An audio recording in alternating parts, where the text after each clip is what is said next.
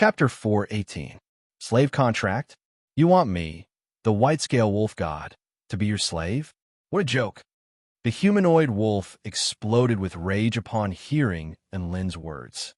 Signing a slave contract was a humiliation to any living being. Once it became a slave, it wouldn't be able to do anything to resist its master, and the master could decide the life or death of the slave with a single thought. This was an extremely unfair contract. Enlin didn't say anything.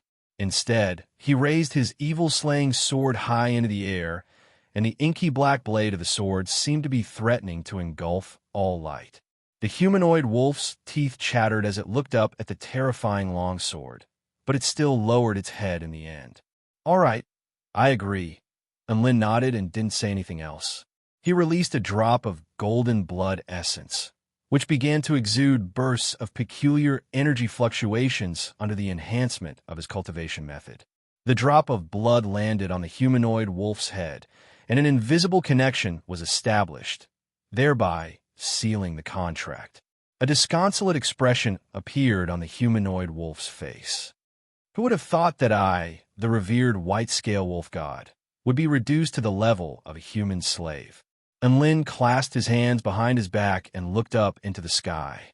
"It is your honor to be the slave of the #1 prodigy of the celestial court, the #1 immortal chef of the kingdom of the 9 states, the #1 arrogant cultivator of the entire continent, Sword Immortal Enlin." The humanoid wolf faltered slightly upon hearing this, and it turned to look up at Enlin. Amidst the darkness, it was as if Enlin's body had been enshrouded by a layer of light. A peerless sense of confidence and heroism soared into the heavens, making him appear extremely tall and mighty. The white-scale wolf god was extremely excited. Only after hearing all these titles did it realize just how powerful its master was. Enlin tossed a first great spirit pill, bone-forming pill, to the humanoid wolf. "Take this pill and reattach your severed arm. It'll be able to heal your severed arm. Let's go check out the situation elsewhere." The humanoid wolf accepted the bone-forming pill with excitement on its face and nodded respectfully before immediately running off to reattach its severed arm. Gundam 1 and Gundam 2 battled over 1,000 mutant beasts and were forced into retreat. They could only just barely delay the army. After all, there were a dozen or so earth-fire mutant beasts holding the line, and they were all extremely powerful. Enlin stared at the 2 Gundams before turning to the humanoid wolf behind him. "White-scale wolf god, it's time for your performance now. I'll leave these mutant beasts to you." The werewolf gritted its teeth. It knew its master's orders couldn't be disobeyed. Having recovered from some of its injuries with great difficulty, it could only charge into the herd of exotic beasts and start chopping them up. The humanoid tiger and the 6-winged blue flame bird's expressions changed drastically upon seeing this. "Mother of Asterisker, you ungrateful wretch, you actually dare to rely on the enemy. I, your father, will kill you in a moment." Tigerman's angry roar spread out for several li, deafening like a clap of thunder. The werewolf was unmoved. He continued to chop vegetables and slaughter the beasts. If it didn't surrender, it would have died long ago. How could it have the opportunity to hear the Tiger Man say such words to it? Another clear sword cry rang out, and the hundreds of strange beasts felt a bone-chilling gust of wind blow over. Enlin turned toward a certain direction to discover that Shangguan Yi's longsword had already sliced through the 6-winged blue flame bird's neck. The area within a radius of 2.5 kilometers had been transformed into a vast expanse of ice and snow, like a white mirror in the middle of a vast black mountain range. Enlin sighed with emotion. Shangguan Yi's ice-type techniques were truly astonishing. She was only at the soul formation intermediate stage, but she was able to defeat a heavenly fire mutant beast that was comparable to a soul formation final stage cultivator with her extremely powerful ice-type sword techniques. He wondered how she learned this. Could it be that she was able to attain the power of the Tao of Ice just by watching powerful beings play with fire? That was way too king insane. Finally, he turned toward the area where Emohai was battling. Emohai's domain was a blood flame domain, and it had now completely expanded. The humanoid tiger's blood essence power also began to erupt, and its eyes turned crimson as it swung its black staff through the air like a humanoid cannon, causing mountains to crumble and the earth to shatter with every swing of its staff. There are already a few mountains that have been smashed into smithereens by the residual force of the black staff. Emohai's Crimson Frenzy Bloodsaber techniques were also renowned for their domineering nature, but he was forced into retreat by the humanoid tiger. And Lin couldn't help but ask, "Mr. Emohai, are you sure you can handle this? Do you need help?" Emohai almost threw up a mouthful of blood upon hearing this. "Are you King blind? Can't you see that I'm being bullied? Do you really have to say something like that?" However, and Lin really didn't know whether Emohai needed help or not. Who knew if Emohai still had some trump cards up his sleeve? What if he interfered and disrupted Emohai's battle mood? What if he got scolded for not respecting his battle style? After all, didn't all men like to fight fair and square? Emohai had to defend against the humanoid tiger's ferocious attacks, and he couldn't even divert his attention to speak. He had thought that Enlin would come over to help, but it turned out that Enlin was just standing off to the side and watching the show. How sad, Bam! This time, the humanoid tiger's muscles bulged, and an extremely fearsome force erupted from its black staff, sending Emohai flying. Emohai threw up a mouthful of blood, and his vision darkened. "Mr. Enlin, help me!" Enlin finally sprang into action upon hearing this.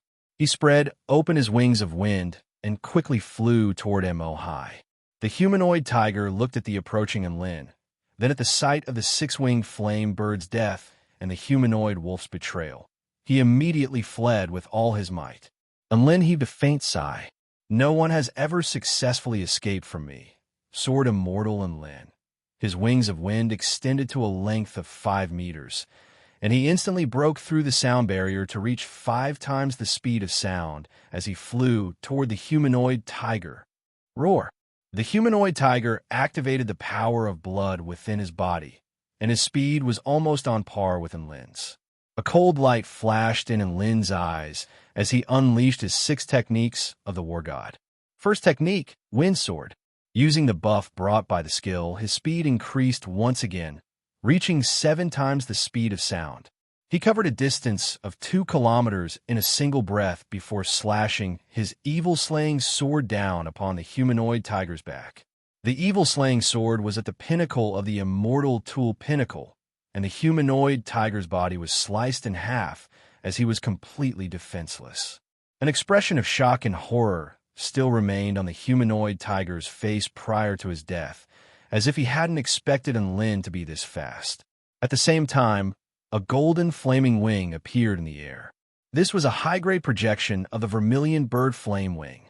Enlin accepted the flaming wing without any hesitation before flying toward Emohai with a joyful expression. Emohai swallowed some pills to recover from his injuries before gratefully accepting the projection of the vermilion bird flame wing from Shangwani. Now, everyone had a high-grade projection of the vermilion bird flame wing, and they had successfully completed the trial. He looked at the triumphant Enlin with a hint of melancholy in his heart. "Mr. Enlin, how on earth did you cultivate? You're only at the soul formation initial stage, but you're beating up heavenly fire mutant beasts like they're your own children." Emohai was very confident in Enlin's abilities, but he was still given a fright after witnessing Enlin's terrifying speed and swordsmanship. Shangwan Yi also turned to look at Enlin. She was clearly also quite surprised by the power he had displayed. "They're only soul formation final stage mutant beasts. I could already beat them up like they were my own children when I was only at the spirit nurturing final stage," Enlin replied. Emohai was struck by a sense of awe and veneration toward Enlin. Shangwan, soon, over 1,000 mutant beasts were wiped out by the combined efforts of the Gundams and the humanoid wolf. The humanoid wolf looked at the corpses of the humanoid tiger and the blue flame bird with a hint of sorrow in its heart. "What a dumb bird and a dumb tiger. They should have just surrendered like I did. In this cruel world, only by being flexible can we live longer." The humanoid wolf shook its head and heaved a forlorn sigh before making its way toward its master. Chapter 419. Gundam 1 and Gundam 2 transformed into two streaks of silver light as they flew toward Enlin. Emohai couldn't help but praise the two Gundams. As expected of metal puppets, they're comparable to 4G Yongfongs. They're still as impressive as ever. You're too kind. They're just some toys, Enlin replied in a humble manner. Emohai's lips twitched, and he wanted nothing more than to hack this show off to death. The humanoid wolf walked over at this moment. It had already sustained many injuries, and its entire body was covered in blood, and its aura was extremely feeble. Here, white-scaled wolf god, eat this all-replenishing pill. Enlin pulled out a second-grade dragon blood spirit pill from his storage ring and tossed it to the humanoid wolf. The humanoid wolf caught the spirit pill and looked at Enlin with gratitude in its eyes before swallowing it without any hesitation. Let's talk as we go. Enlin rose into the air atop his brick. The humanoid wolf was at a loss. Where to? To kill your divine leader. He's captured our senior disciple brother. Enlin spoke in an indifferent voice, as if he were talking about something very mundane. The humanoid wolf's hair stood on end upon hearing this, and it almost stumbled from its spot. You want to kill our divine leader? Are you crazy? I see. So you're the same as that human. But you can't just go and die. Enlin's expression froze. This is an order from Master. Are you going to resist? The humanoid wolf felt an overwhelming sense of impending doom engulf its entire body, as if it would immediately die if it didn't obey. It had no choice but to follow behind Enlin with tears streaming down its face. The three of them rose into the air and flew toward the direction indicated by the divine talisman. Master, the divine leader, possesses the bloodline of the Black Phoenix and is one of the ancient divine generals of the Ancient Man tribe. Even though he's been bound by the 9 heavenly chains, he's still extremely powerful. You guys definitely won't be able to defeat him. The humanoid wolf spoke with shock and horror. It didn't think that it would be forced to sacrifice itself to the divine leader to save its own life. How could the word tragic even begin to describe this situation? It shuddered at the thought of how the divine master treated the traitors. Hearing this, Enlin's expression changed. Continue. How strong is your divine master? Tell me in detail. The werewolf looked at Enlin and said excitedly, He's stronger than you anyway. Master, don't go. You'll just be throwing your life away. I didn't even use my full strength when fighting you. How do you know he's stronger than me? Enlin blinked and asked curiously. The humanoid wolf was rendered speechless. Looking at the determined expression on Enlin's face, he knew that he couldn't back down now. He could only continue with a bitter expression. The divine leader is the divine general of our tribe. His code name is Foam, and he's a return to Void Stage beast at the pinnacle of the Heaven Creation stage. His power is roughly equivalent to a human at the pinnacle of the Return to Void stage. Upon hearing the werewolf's words, Enlin's breathing became heavy. Return to Void pinnacle? Would they be able to withstand a single finger from the Divine Master? He entered the Vermilion Bird trial grounds in an attempt to steal the power of the imprisoned Vermilion Bird, but he was sealed here by the Vermilion Bird's 9 heavenly chains. His power is constantly being extracted by this realm, and his power is now less than 1/10 of what it once was. Even so, his power is still far beyond your imagination. The humanoid wolf shuddered uncontrollably as it recalled the terrifying might of the Divine Master. A grave expression appeared on Enlin's face. He was clearly aware of just how terrifying a being at the Return to Void pinnacle stage was. Even with less than 10% of his power, it was still something that they would be unable to contend with. Aside from that, the Divine Master also possesses a white phoenix, which is also extremely powerful. In any case, it's not something that our tribe can contend with. The humanoid wolf's expression became more and more dejected as he spoke. Enlin gestured for the werewolf to continue and tell it everything it knew. The humanoid wolf heaved a forlorn sigh. The demonic moon will reappear soon. When that time comes, all types of phenomena will occur in this world. The Divine Master is trying to use that human as a sacrifice to the demonic moon in order to alleviate the pressure of the 9 heavenly chains. This ceremony requires a type of black emperor grass, and our army was trying to obtain that black emperor grass, which is why we encountered you. And Lin relayed the humanoid wolf's words to Shangguan E and Mo Hai. Shangguan E and Mo Hai's expressions were as grave as a sheet of frost upon hearing this. Mo Hai heaved a forlorn sigh. How powerful is a tenth of the power of a being at the return to void pinnacle stage? And Lin massaged his brows with an uncertain expression. About 100 Ji Yongfang? And Mo Hai, Shangguan, and Lin offered words of consolation. The humanoid wolf isn't actually sure how much power the Divine Master has left either. It only said that it's less than a tenth, which means that the Divine Master only has 1% of his power left, which is less than a tenth. A grave expression appeared on Shangguan Yi's face. Life is not a joke. We have to prepare for the worst. Mo Hai and Lin shuddered upon hearing this. They both recalled the horror of being afflicted by Shangguan Yi's halo of misfortune. That's right, they did have to prepare for the worst. What do we do? Will they go to save this person? All three of them fell silent. This enemy was far more terrifying than they had imagined. They felt as if there was a massive mountain weighing down on their hearts, and they were finding it difficult to breathe. Little Lang, are there any other powers that we should be wary of? For example, spell formations, traps, and so on. And Lin suddenly turned toward the humanoid wolf. The humanoid wolf didn't mind this nickname, and a wry smile appeared on its face. The Divine Master wouldn't set up those traps.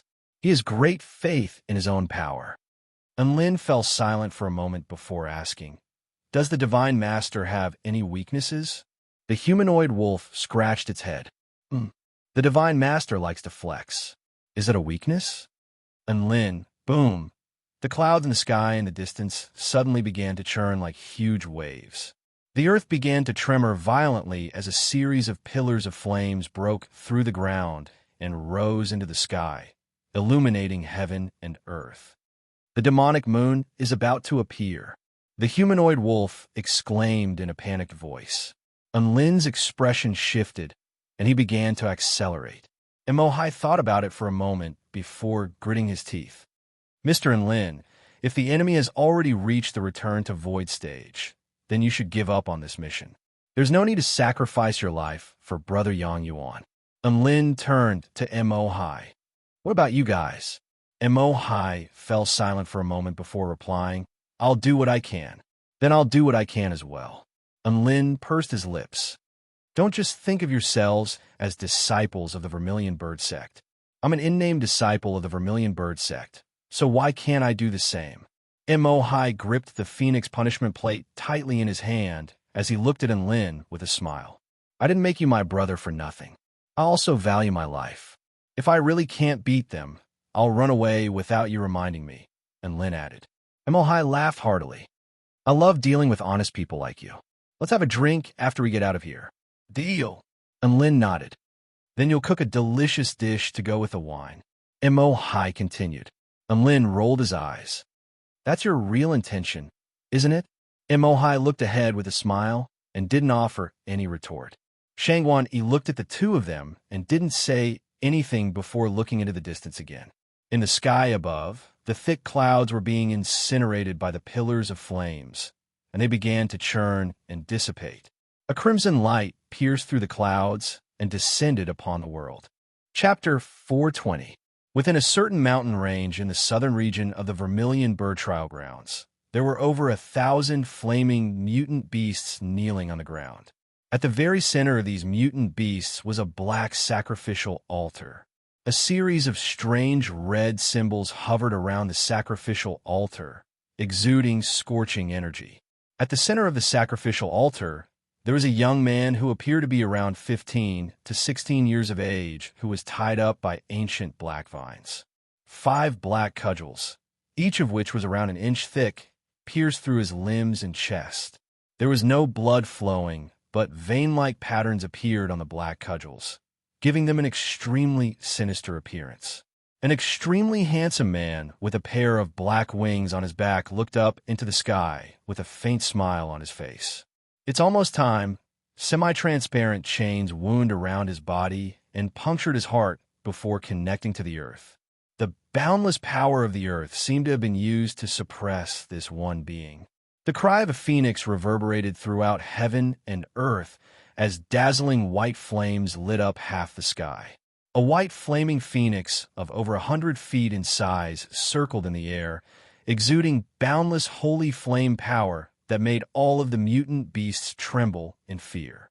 The phoenix descended upon the earth like a holy beast, sweeping away all the filth in this world. Its feathers were spotlessly white, and its eyes were imbued with supreme divine might, as if it were a high and mighty god. However, when it approached the man, it rubbed its head against the man's arm in an affectionate manner. "White Phoenix, don't be in such a hurry. Once the demonic moon appears, we could begin the ceremony," the man said with a smile. The phoenix let out a clear cry and nodded in an extremely human-like manner. All of a sudden, the man turned toward the sky in the distance, and his expression became extremely dark. At this moment, the wind and clouds surged between heaven and earth, as if the heavens were enraged.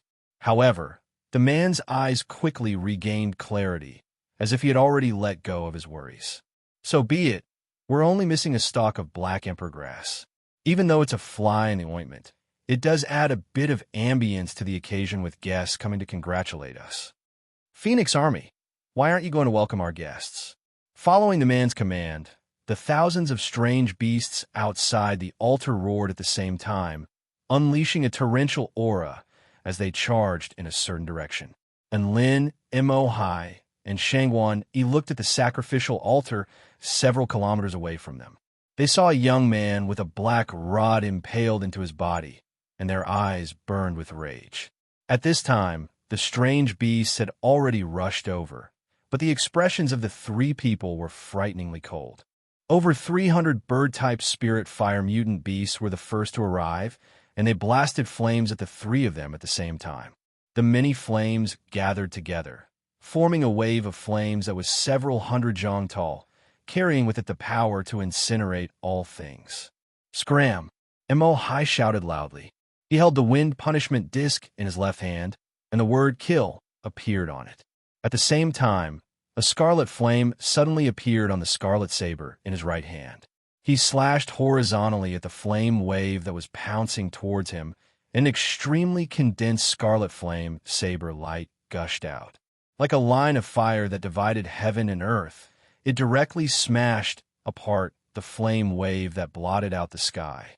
At the same time, the momentum of the saber did not stop. In an instant, it slashed across the sky and crushed more than 300 flaming birds behind it, turning them into a rain of flesh and blood. The three of them continued to move forward in the air. Their speed did not slow down at all. At this moment, over 400 mutant beasts had already caught up to them. All of them looked up into the sky and opened their mouths as scorching flames began to converge in the air. Boom, boom, boom. Over 400 mutant beasts blasted powerful fireballs at the same time, and it was as if hundreds of cannons had been fired in unison, causing the entire heaven and earth to tremor violently. The fireballs rained down upon the three of them, and there was no way they could evade them. Terrifying heat waves swept forth from their bodies in all directions. Shangwan flew forward, and she pointed her sword downward. At the same time, a hexagonal ice flower over 1,000 feet in size materialized beneath everyone's feet. The ice flower rotated at a high speed, and it was as if the entire space around it had been frozen solid. The hundreds of powerful fireballs began to shrink as they approached the massive ice flower. By the time they reached the bottom of the ice flower, they had already been reduced to tiny embers and completely disappeared from heaven and earth. A single ice flower had rendered over 400 mutant beasts speechless. "Charge!" Shangwan Yi's eyes were as cold as glacial ice, and she pointed her long sword down toward the ground. An extremely dazzling blue light suddenly burst forth from the water droplet pendant on her neck. Crack! The huge hexagonal ice flower split open and transformed into over 1,000 frosty flying swords. They transformed into streaks of light filled with killing intent and slashed toward the 400 strange beasts on the ground. The ground was instantly transformed into a frosty slaughterhouse. The mutant beasts howled with anguish, and their blood was instantly congealed as a layer of white frost appeared on the ground below. When the three of them flew over their heads, the bodies of over 400 mutant beasts had all been covered in ice and snow, and not a single one of them had survived. About a kilometer away from the sacrificial altar, over 300 powerful spirit fire mutant beasts had gathered together with bloodthirsty expressions on their faces. Some of them were flying in the air with their bodies enshrouded in flames, while others were on the ground, accumulating powerful spell techniques.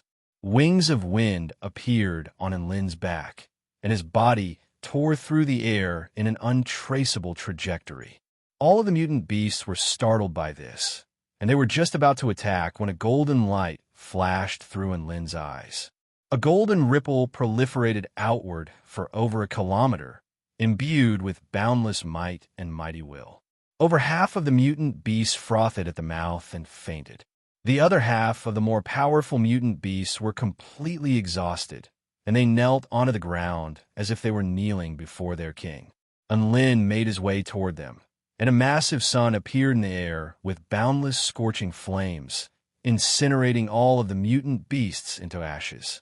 A bunch of trash. Enlin spoke in a cold voice, but there was no emotion on his face as he strode toward the sacrificial altar. The man on the sacrificial altar's expression shifted slightly at the sight of the first two people. However, his expression faltered slightly at the sight of Enlin before turning to look at the approaching Enlin with an intrigued expression. The man was not upset in the slightest by the fact that his Phoenix army had been completely wiped out. On the contrary, he was very happy in his heart because 3 humans had arrived that were worthy of his enjoyment. This was like delivering food from afar. White Scale Wolf God, you did a good job. The man looked at the werewolves behind Enlin and the others with approval on his face. The humanoid wolf's legs almost gave out from under him at the sight of the man, turning his attention to him. He didn't think that the man was actually praising him. He was definitely being sarcastic. This was a death sentence. The man turned toward the 3 people approaching the sacrificial altar as he spoke with a faint smile on his face. It's rare to have such esteemed guests, so I don't have much to entertain you with.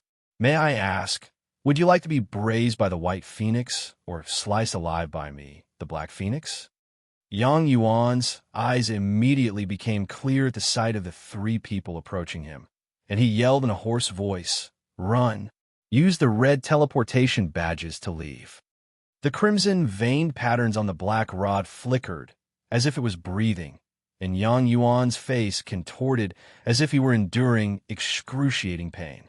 Enlin glanced at Yang Yuan before speaking in a cold voice. "Braise the White Phoenix and slice the Black Phoenix. That's not a bad idea. Hee hee. It's like you dare to say something like that." The Black Phoenix chuckled coldly as he looked at the 3 people before him with a disdainful expression before extending a single finger. "I can pinch all of you to death with just one finger." Chapter 421. Enlin wasn't enraged by the Black Phoenix's words. Instead, he asked, "What if you can't kill us with a single finger? You have to pay a price for not being able to flex, right?" The Black Phoenix's expression faltered as a sense of humiliation welled up in his heart. He clasped his hands behind his back and looked up into the sky with a cold smile. "Trying to tempt me? Ants don't have the right to negotiate with me." Enlin shook his head and heaved a forlorn sigh. "If you don't have the power to flex, then don't say things like you can kill us with a single finger. You're just a stupid C** and T if you're trying to flex." The Black Phoenix's eyes suddenly focused on Enlin, and the terrifying aura of an ancient ferocious beast swept toward Enlin like a tidal wave. Enlin unleashed his divine might technique to its fullest extent as divine might burst forth from his eyes, making him appear as if he were a monarch looking down on ants from the heavens. Their gazes met, and heaven and earth changed color as gale-force winds howled and thunder boomed. The Black Phoenix smiled with a proud and disdainful look in his eyes. "Very well, you're just a powerful ant. I, the Black Phoenix Divine General, love to attack arrogant ants like you. I'll say it again. I can kill you with a single finger. If I can't kill you, then I'll release the human bound to the demonic sealing vine. And Lin also smiled. I hope you don't go back on your word. And Lin then transmitted his voice to Mo Hai and Shangwan Yi, relaying the Black Phoenix's promise to them. Mo Hai and Shangwan Yi stared at the Black Phoenix with peculiar expressions on their faces. A thought surfaced in their minds. Was this Black Phoenix a stupid C***T? However, they didn't dare to get complacent, setting aside whether or not they could defeat the Black Phoenix with a single finger. Even if they could, there was no guarantee that the Black Phoenix would keep his promise. No matter what, they had no choice but to fight with all their might. The Black Phoenix spread open his wings, and black flames engulfed his entire body as if he were an abyss that could engulf all things. He raised his head and looked at the three of them before extending a single finger with a smile. Now, let me crush you to death. All of the vital energy in a radius of several kilometers began to surge, and an enormous vortex of energy began to converge toward the Black Phoenix's fingertip. Pitch-black energy was accumulating at the tip of his finger, and space began to tremble and distort. Just the energy fluctuations that were being emitted were enough to turn the ground within 100 meters into dust. The Black Phoenix was quite pleased with the grave expressions on their faces. This technique is known as the abyssal finger. When I was at my peak, I used this technique to severely wound a Darkwing tribe monarch. Unlin blinked his eyes in confusion. You only managed to injure a true monarch at your peak? Was that very impressive? My Dao body can even slay true monarchs. The Black Phoenix's eyes narrowed, and energy erupted from his fingertip, transforming into a black beam of light that pierced through space with terrifying power. Heaven and earth dimmed, as if an abyss had descended. Unlin's black brick expanded to 30 feet in size, shielding Mo Hai and Shangwan Yi behind it. Boom! The ray of light collided with the black brick, causing a deafening explosion. At this moment, the earth collapsed, and a huge abyss appeared in the path of the ray. Black energy swept forth in all directions like the roar of a gargantuan beast. It's over. The Black Phoenix clasped his hands behind his back expressionlessly. However, his world suddenly plunged into a vast expanse of darkness. Interesting. He turned around and pointed at a spot in the darkness with his index finger. Boom! A violent collision erupted, accompanied by the sharp screeching of weapons. Light returned to heaven and earth, and Lin's evil-slaying sword was unable to cut through the Black Phoenix's finger. Just as the two of them were locked in a stalemate, a blinding red light suddenly appeared behind the Black Phoenix. Mo Hai wielded his crimson saber and slashed it toward Lin's back with lightning speed. In the sky above, Shangwan Yi's sword transformed into a blue shooting star as she hurtled toward the Black Phoenix's head. You're just a firefly. How can you compete with the bright moon? The Black Phoenix let loose an almighty roar as the black flames around his body surged to form a tornado that engulfed heaven and earth. Mo Hai's crimson saber struck the tornado of black flames, only to be engulfed by a terrifying force. In the sky above, Shangwan Yi was blasted flying by the tornado of black flames as she threw up a mouthful of blood. Lin was also forced back by the tornado of flames, but crimson feathers suddenly appeared around his body as he was forced back, causing the space around him to twist and warp. The feathers converged to form an arrow with the demonic star flame as its tip, the great holy flame as its shaft, the setting moon flame as its tail, and the heavenly void flame as its armor. This was the first time that the Crimson God arrow had fused with one of the four divine flames. The Crimson God arrow shocked heaven and earth as it pierced through the air like a streak of starlight, incinerating everything in its path. The Black Phoenix looked at the oncoming Crimson God arrow with a disdainful expression.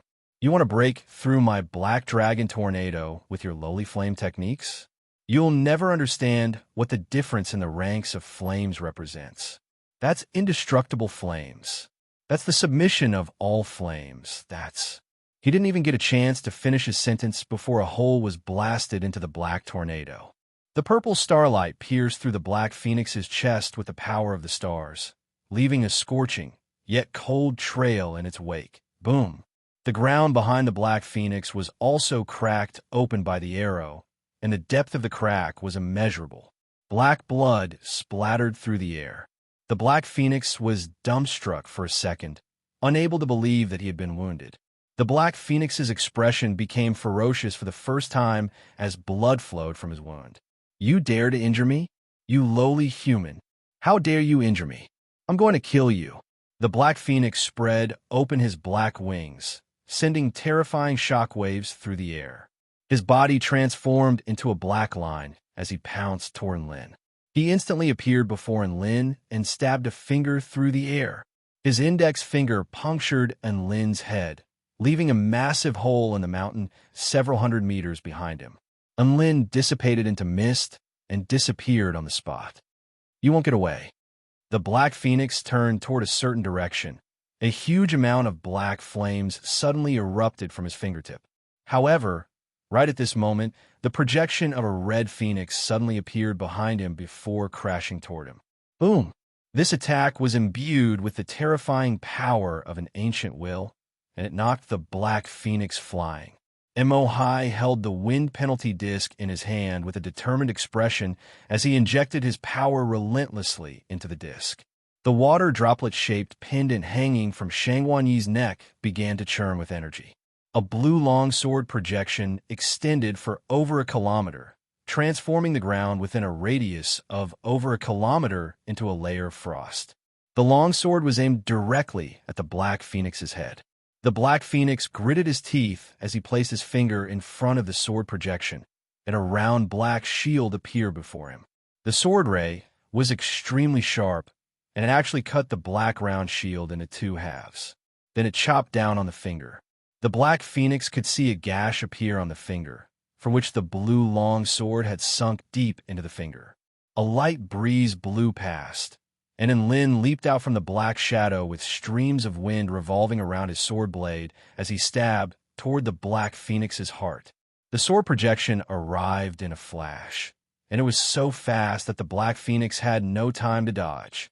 The evil-slaying sword was a pinnacle immortal tool. At the instant it stabbed forward, a peculiar black light appeared on the tip of the sword.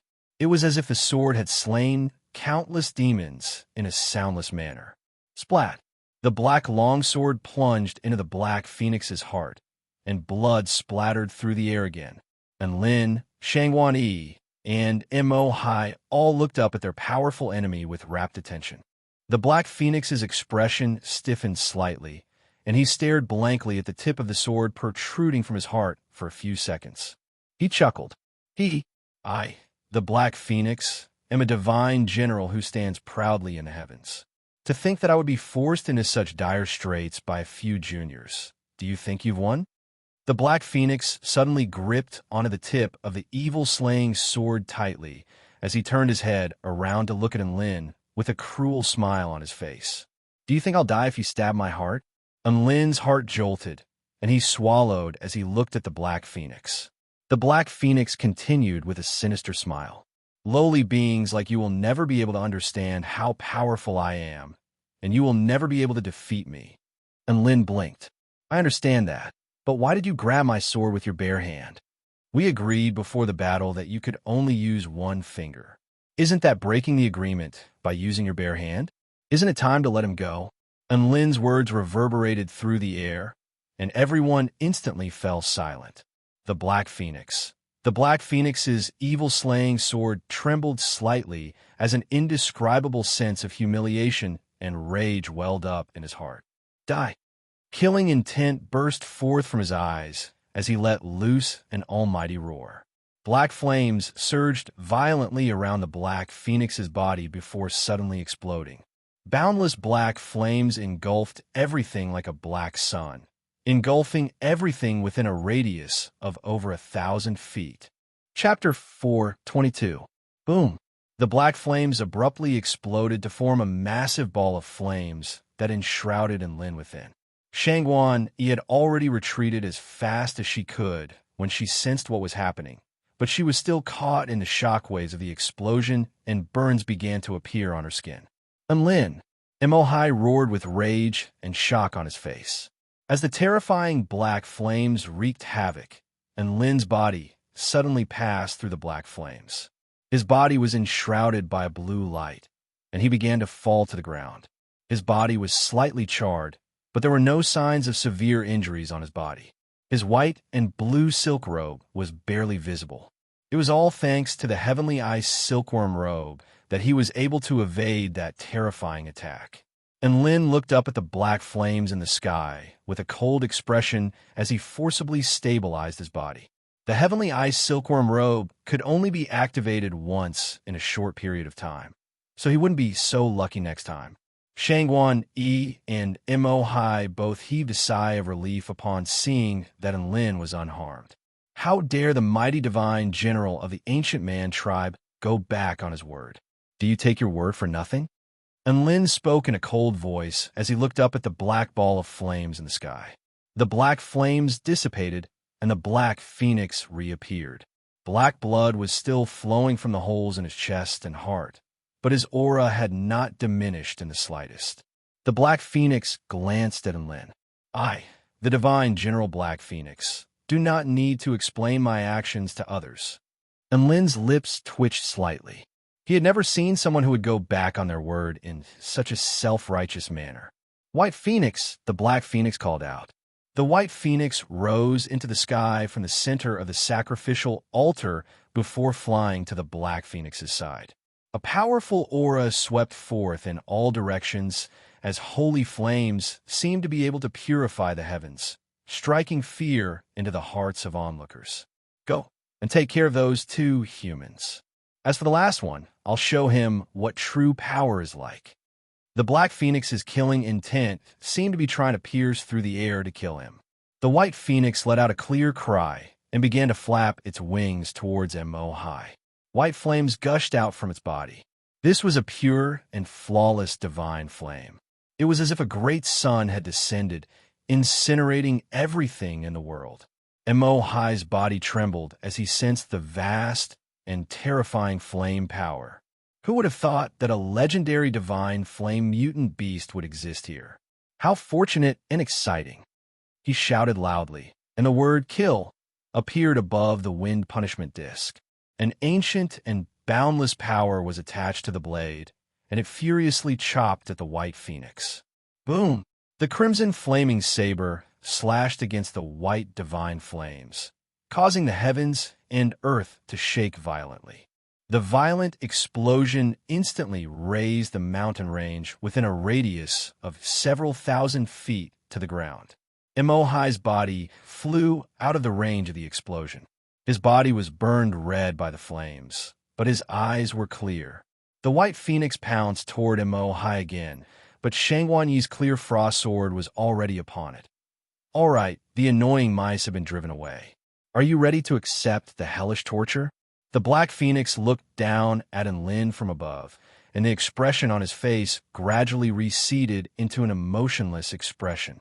You're just a piece of trash who doesn't even care about your own words. Why do you have to flex to me? Sword Immortal Enlin. Enlin was also looking at the Black Phoenix expressionlessly with disdain on his face. The Black Phoenix harumphed coldly, and the projection of a Black Phoenix suddenly appeared behind him.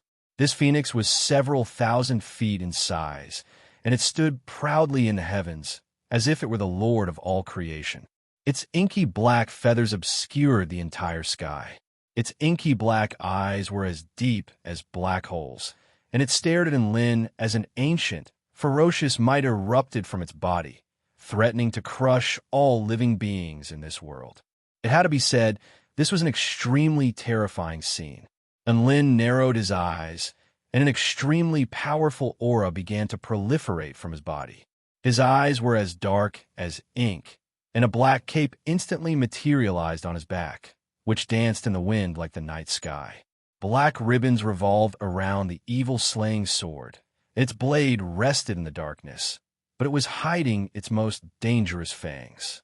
The turbulent space around them began to fall silent as the aura of death and doom proliferated outward like ripples. A hint of envy welled up in the Black Phoenix's heart as he looked at Enlin, who was standing proudly on the ground like a monarch of darkness.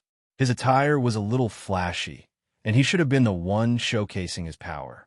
He quickly calmed his emotions before speaking in a cold voice. "You're just a flashy but useless power. Die, you ant." The Black Phoenix pointed in Enlin's direction, and the Phoenix projection behind him opened its cavernous mouth as boundless black flames surged toward Enlin, instantly engulfing the ground within a radius of over a kilometer. Soon, an extremely deep crater was melted into the ground by the powerful flames.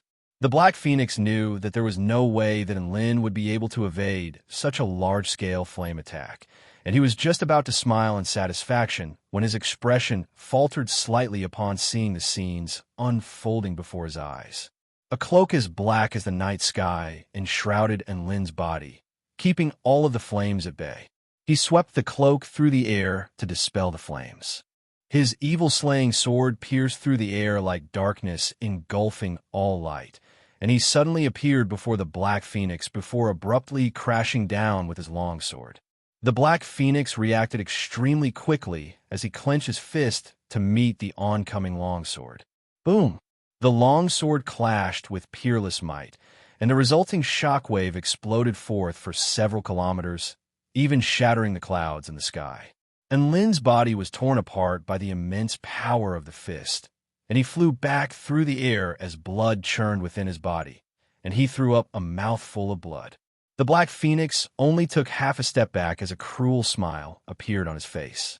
The Black Phoenix projection in the sky had already spread its wings, and its feathers transformed into a series of black flaming swords that stabbed toward Enlin's body. Each and every one of the swords was imbued with extremely fearsome flame power, which was equivalent to a full force attack from a soul formation final stage cultivator. And there were over 100 of these black flaming swords.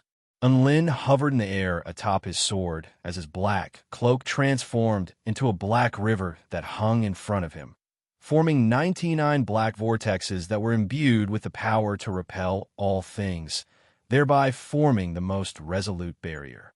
Boom, boom, boom. The black flaming swords rained down upon the black vortexes, causing the vortexes to crumble layer by layer. Soon, all of the black flaming swords had been vanquished by the black vortexes. The vortexes transformed back into a cloak that appeared on Enlin's back, fluttering in the wind as it extended for several thousand feet, as if it were trying to enshroud the Black Phoenix projection. Enlin's expression remained cold as he charged toward the Black Phoenix with his evil-slaying sword in hand. The white-scaled wolfman's body trembled as he looked on from afar. Never would he have thought that his master would be able to find an opportunity to wound a divine leader, and he certainly didn't think that his master would be able to fight a divine leader to a standstill. The Black Phoenix was a divine general of the man tribe. Even though his power had been sealed, he was still far more powerful than a soul formation stage being. Enlin was only at the soul formation initial stage, but he already possessed the power to battle such a powerful being. The white-scaled wolfman looked up at Enlin, and a sense of admiration welled up in his heart for the first time. In the sky above, the black clouds slowly parted. Within the misty void, a blood-red full moon began to appear. The glow of the moon began to enshroud the earth, painting the earth a crimson color. Chapter 423. The demonic moon began to appear in the sky, and a mystical song began to play. As Enlin listened to this song, the scene of countless beasts mating appeared before his eyes. During the mating process, their bodies would split open, and their flesh and blood would rain down upon the earth. Souls wailed in anguish, and the demonic song led them to fall. This absurd scene caused Enlin to fall into a daze, but his eyes quickly regained clarity. He turned toward the Black Phoenix to find that the Black Phoenix seemed to be even more affected than he was, and his entire body was rooted to the spot. How can Enlin pass up such a good opportunity? His cloak enshrouded the entire sky, and a black sword projection soared into the heavens before striking the Black Phoenix's body. Another ghastly gash appeared on the Black Phoenix's body, but it was exactly because of this injury that he managed to regain his senses, and he turned his gaze toward Lin. A translucent chain suddenly appeared on his body, connecting to his heart and extending into the interior of the earth, faintly discernible. Under the illumination of the demonic moon, the chains shimmered with a golden light, and his aura weakened even further. The demonic moon has appeared, and I don't have much time left. I can't let lowly humans like you stand in the way of my grand plan. Even if I have to sacrifice my lifespan, I'll kill all of you here. The Black Phoenix suddenly slapped his hand toward the top of his head. Boom! A powerful force crushed his head, and an earth-shattering boom reverberated throughout heaven and earth. The Black Phoenix's life force was severed, and his body plummeted to the ground. And Lin stared at the Black Phoenix with shock etched on his face. What was going on? The Black Phoenix had committed suicide.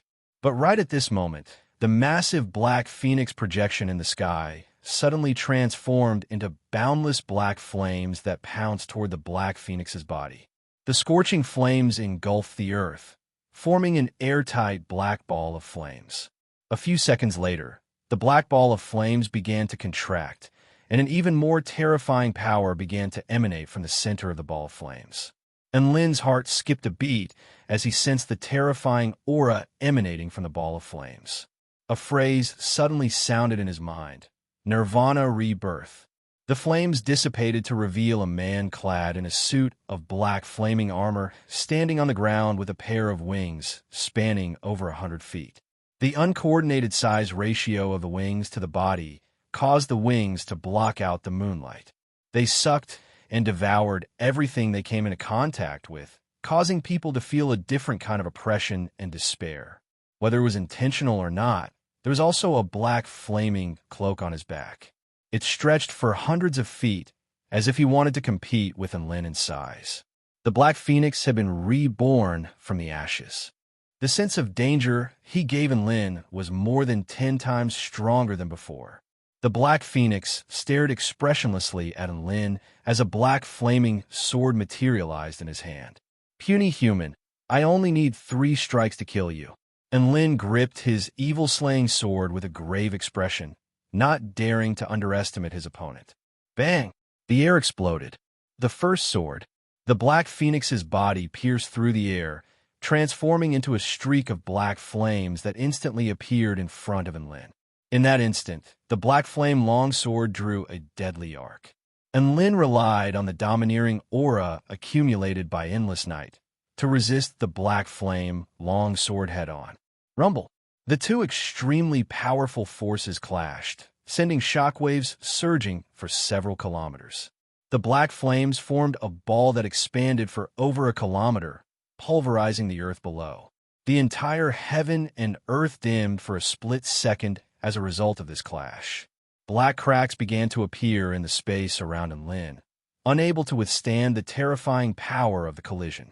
A terrifying power swept through Lin's entire body, and he felt as if all of his organs had been torn apart as he threw up a mouthful of blood.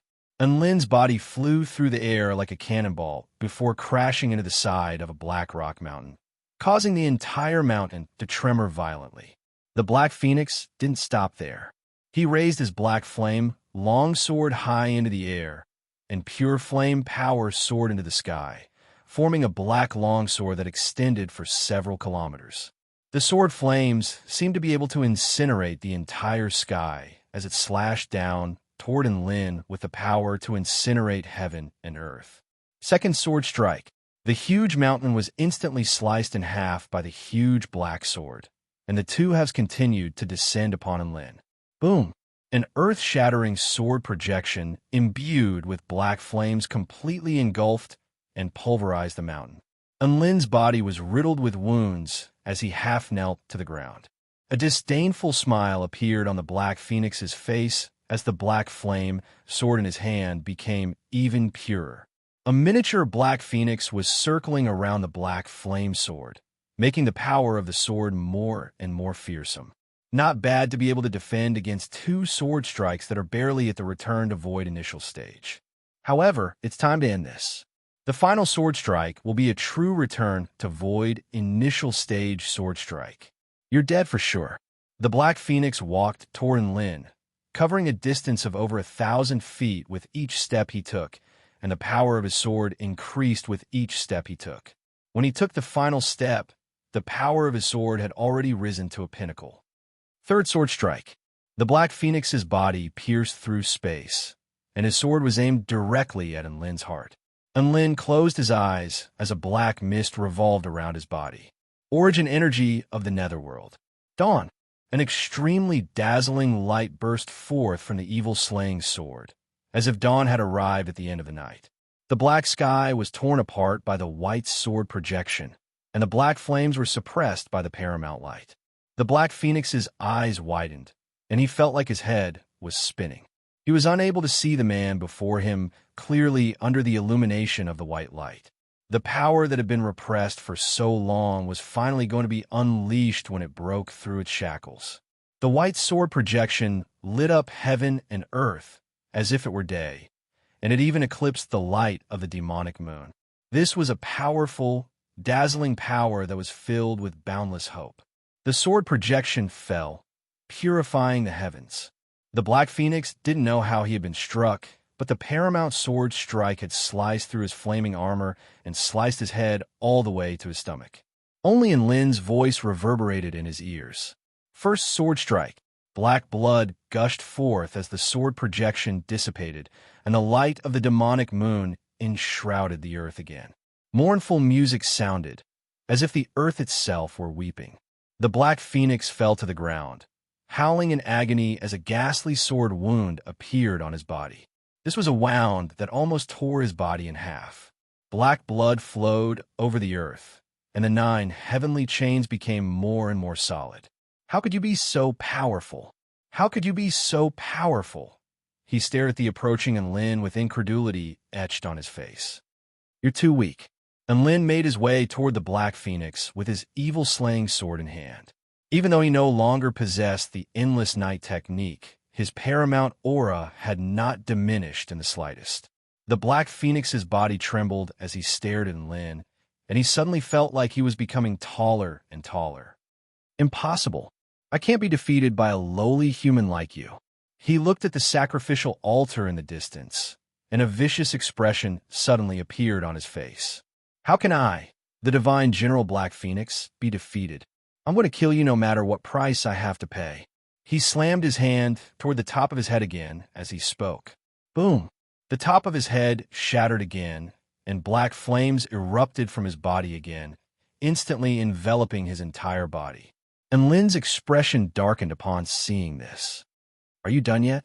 The black flames melted the Black Phoenix's body before materializing once again.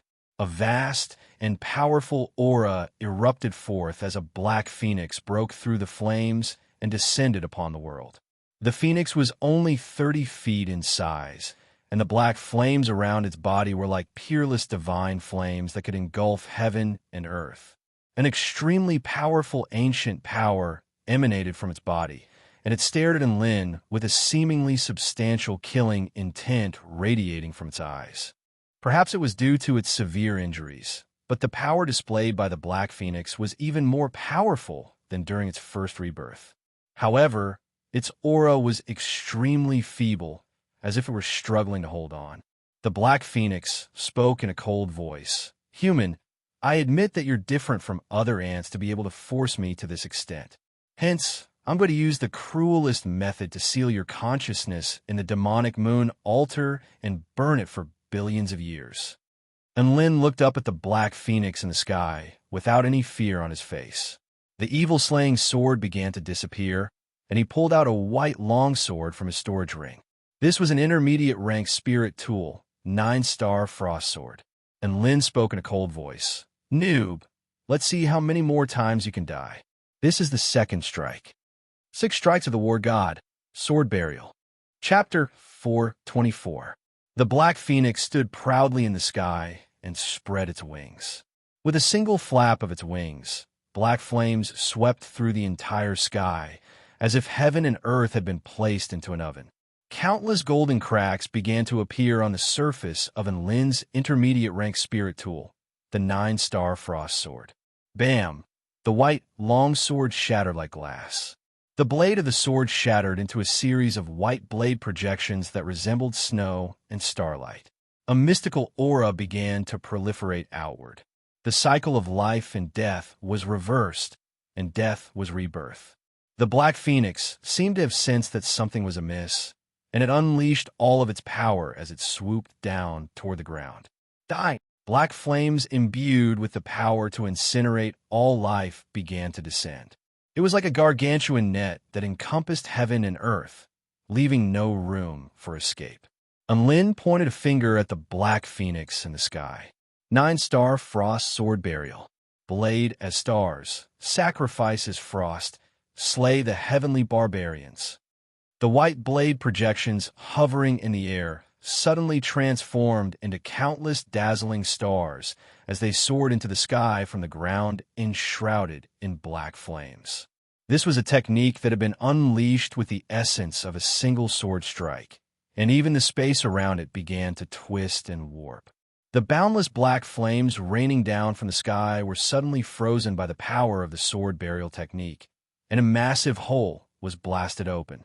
The white starlight faintly formed the shape of a long sword, which leaped through the hole and slashed toward the Black Phoenix. The flames around the Black Phoenix's body flared up, and a river of black flames shot forth from its mouth toward the starlight flying sword.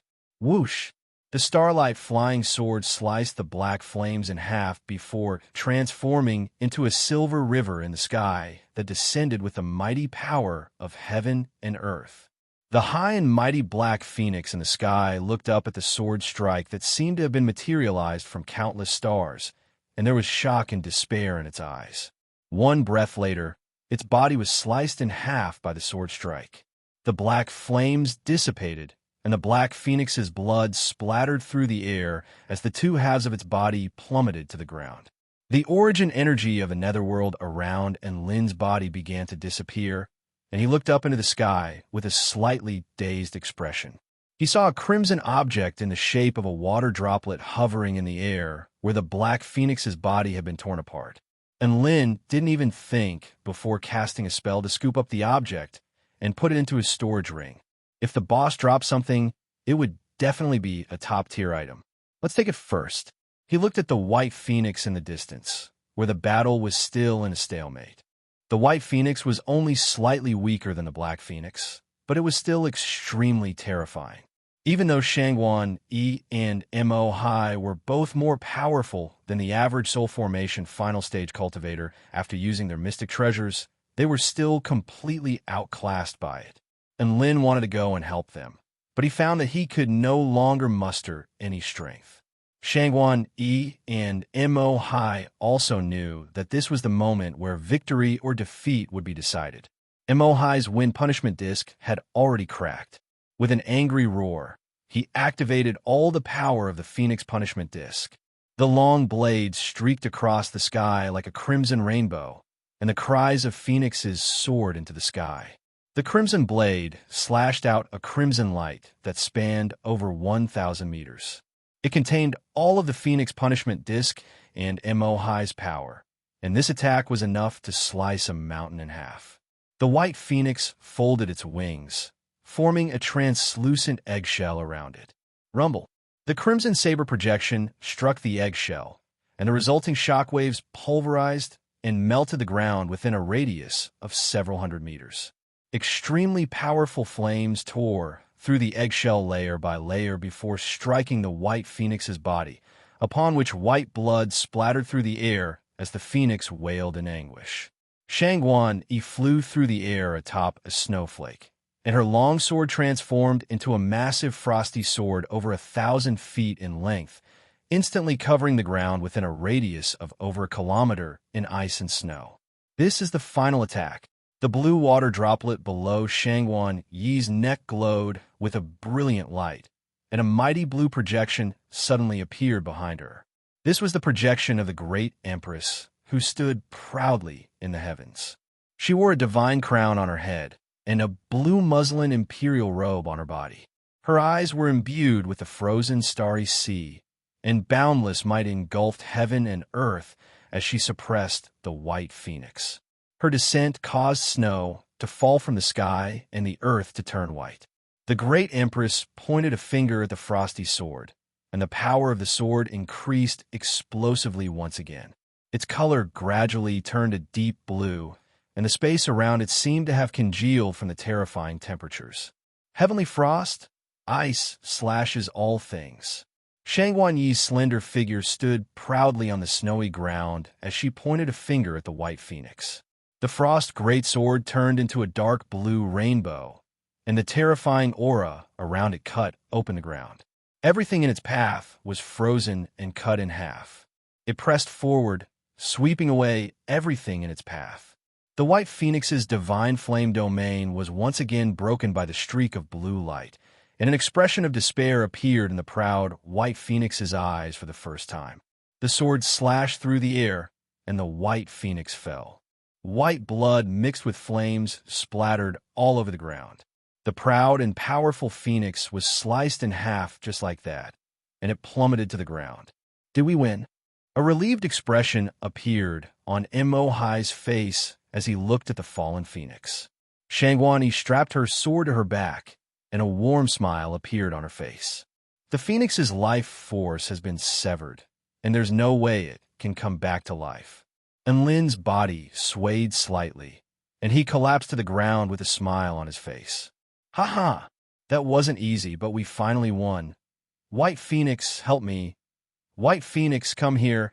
A voice suddenly sounded, and Enlin and the others shuddered as a chill welled up in their hearts. Enlin turned to look at the two halves of the Black Phoenix's body, where black flames were burning. At the same time, the White Phoenix's body transformed into a white flame that rose into the sky before flying toward the black flames.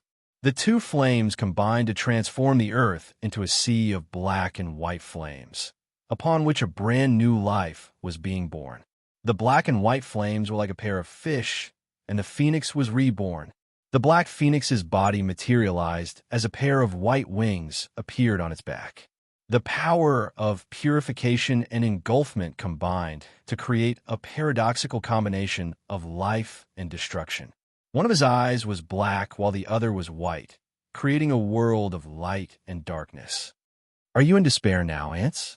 The Black Phoenix walked out from the flames expressionlessly before looking at Shangguan Yi and Mo Hai, both of whom had expended all of their energy, before turning its attention to Enlin.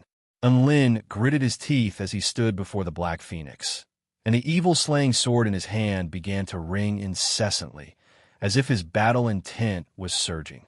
However, the after-effects of using the origin energy of the Netherworld made it so that Enlin couldn't even muster up his vital energy. The Black Phoenix chuckled mockingly. Hee, you can't even hold your weapon properly in your exhausted state. How are you going to fight me? He spread open his palms, and a white flame appeared on his left hand while a black flame appeared on his right. He walked toward Enlin like a fiend celestial. Enlin suddenly burst into laughter as he looked at the approaching Black Phoenix. Who says I can't use my power just because I've exhausted my vital energy? The Black Phoenix's footsteps faltered, and a cold expression appeared on his face. You're about to die, and you're still trying to put on a brave front? Enlin smiled. Third strike. His words were like a curse, and the Black Phoenix's heart jolted in shock. At this moment, Enlin had already opened his mouth, and a terrifying energy converged in his mouth before erupting forth. Boom! The golden pillar of light pierced through the air like a sharp sword before instantly puncturing the Black Phoenix's chest. An earth-shattering boom erupted. The golden pillar of light extended for over 10,000 feet, and the ground within a radius of several kilometers was pulverized by the fearsome shockwaves. The air around the pillar of flames twisted and warped, and a series of cracks as thin as a spider's web appeared, emanating an aura of destruction and chaos. The Black Phoenix stared blankly at the gaping hole in his body as black blood trickled from the corners of his mouth. How could this be? What kind of technique is this? He half knelt to the ground, and he looked up at Enlin with confusion and shock etched on his face. Enlin also stared at the Black Phoenix with a cold expression. This is a mighty fat attack. You won't understand. Keep reviving. Let's see how many more times you can revive. Your 3 strikes can't even kill me once, but I can kill you once with each strike. If you revive again, I'll kill you every time. I still have a 4th strike, a 5th strike, and a 6th strike. Let's see if you have more lives, or if I have more." And Lin's voice reverberated in the Black Phoenix's ears, striking him with a sense of despair. "Monster!" The Black Phoenix gritted his teeth. "Not bad. In your eyes, I've finally evolved from an ant into a monster," and Lin said with a smile.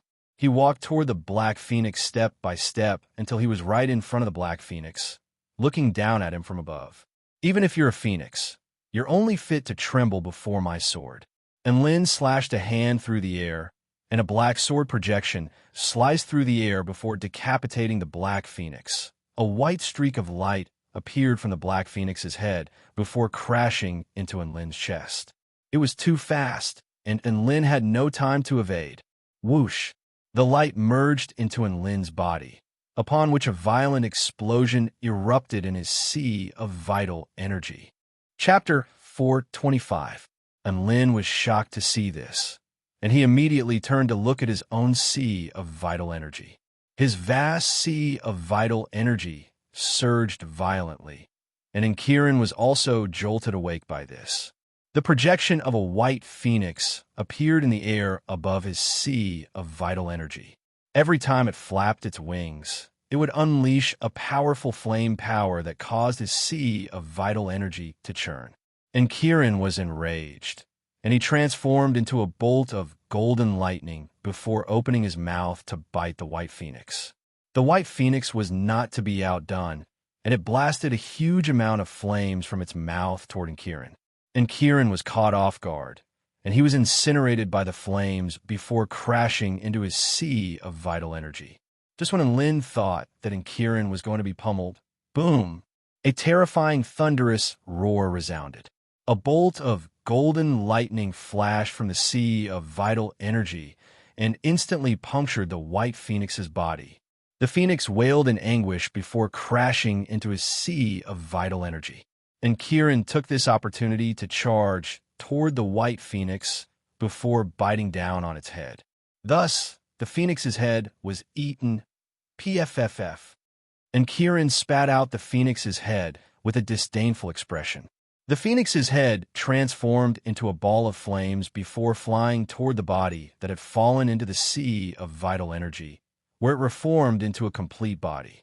Thus, an earth-shattering battle erupted between the two of them in the sea of vital energy. Lin, F*CKU. What the F*CK is going on with this phoenix? Has my sea of vital energy become a battlefield? Right at this moment, the Black Phoenix's headless body once again transformed into black flames. The demonic moon became even more crimson, and it was as if the earth had been draped in a vibrant shade of red. Countless red feathers fluttered in the sky, and a sorrowful sound filled the entire space, as if the world was crying. The Black Phoenix was reborn from the black flames once again, but this time there was no triumphant expression on his face. Instead, his face was deathly pale, his aura was extremely feeble, and there was a hint of confusion in his eyes. And Lin gritted his teeth. "Are you King done? Do you want to die again?" Mo Hai and Shangwan immediately ran toward Lin upon seeing this. They knew that Lin was the one in the most danger right now. Lin was already at the end of his rope, and he could die to the Black Phoenix's attacks if he was even the slightest bit careless. A ferocious expression appeared on the Black Phoenix's face upon hearing Lin's words. "Where's my white phoenix? Where did it go?" And Lin blinked his eyes and said with a smile, "So you don't know? It has been suppressed in my Chi Sea and will never be able to rise again." "Impossible."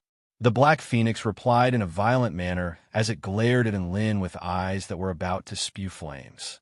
"I stole this power from the vermilion bird. This is the true power of the vermilion bird. How could it have been absorbed into your sea of vital energy?" And Lin was shocked to hear this. So that white phoenix was the true power of the vermilion bird?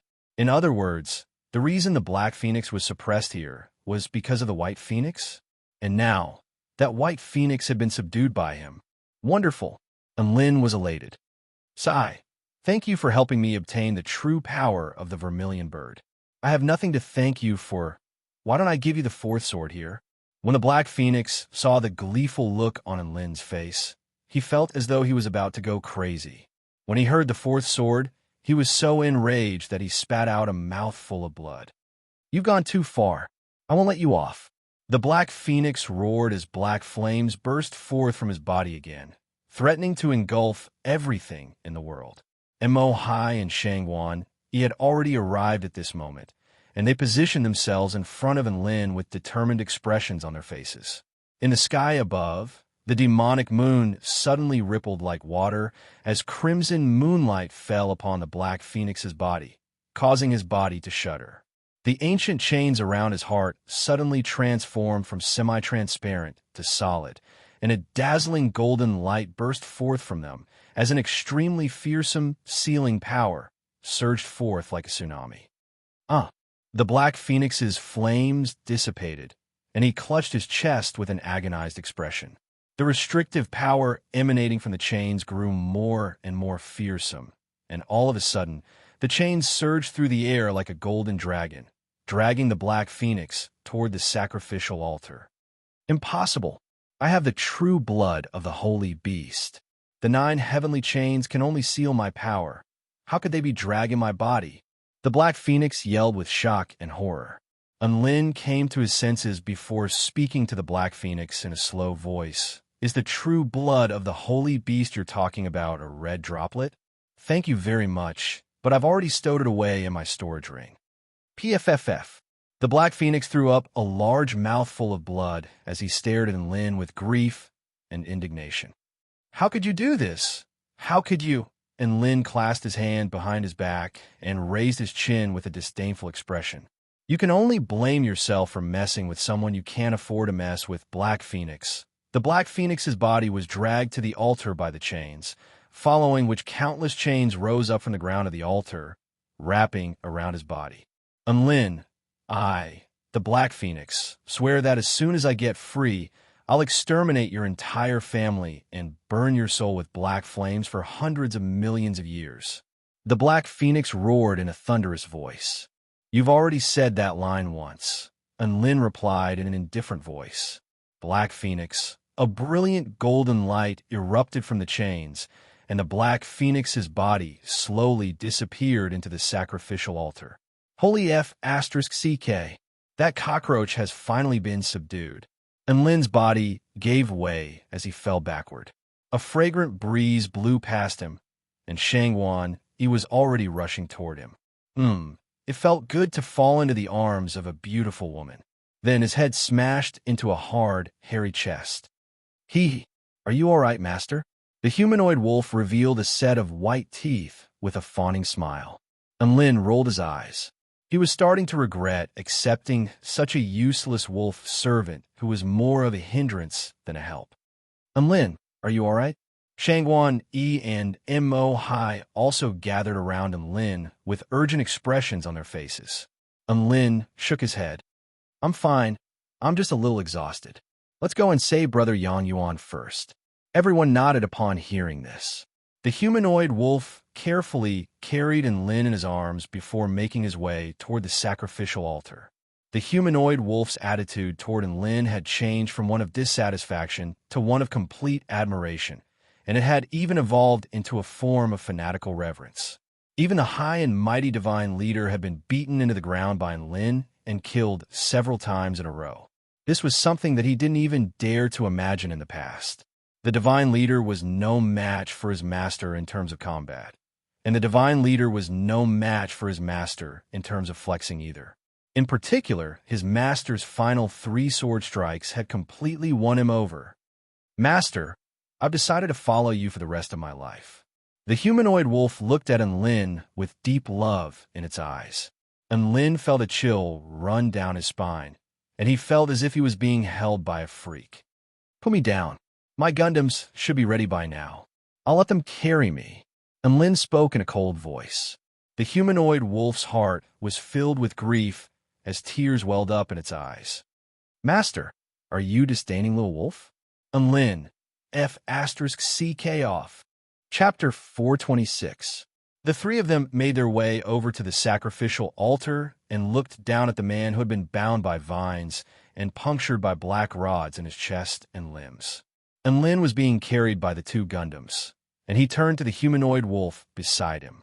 "Little Lang, what do we do with these things?" The humanoid wolf replied with a grave expression, "These ancient black vines are known as demonic sealing vines, and they will automatically contract as long as you burn them. However, I don't know where this black rod came from. It was prepared by the divine leader specifically for this sacrificial offering." And Lin relayed the humanoid wolf's words to Mo-Hai and Shangwan-Yi. Mo-Hai immediately unleashed crimson flames upon hearing this, which burned toward the thick vines. Sure enough, the vines quickly contracted under the scorching flames before transforming into a ball of vines about 10 feet in diameter. Yang Yuan fell from the sky and was caught by Mo-Hai.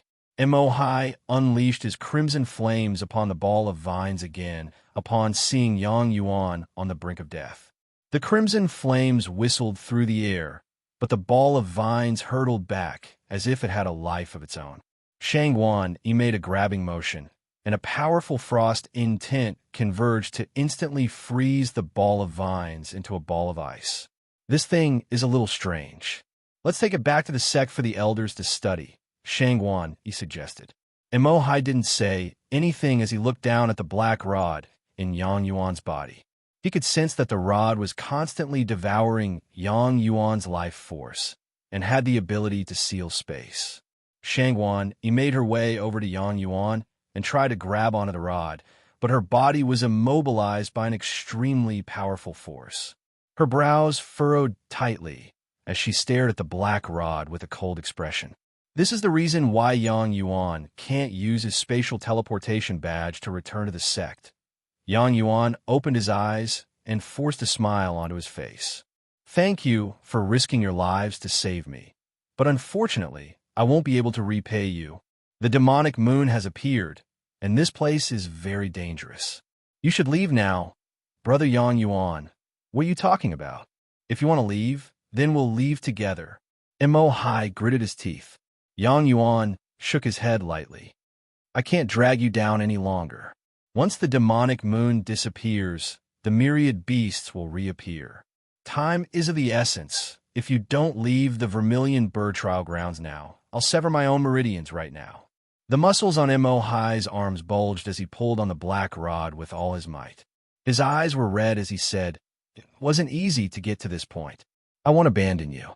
A smile appeared on Yang Yuan's face. "Please apologize to Sister Tao Ji for me after we get out of here."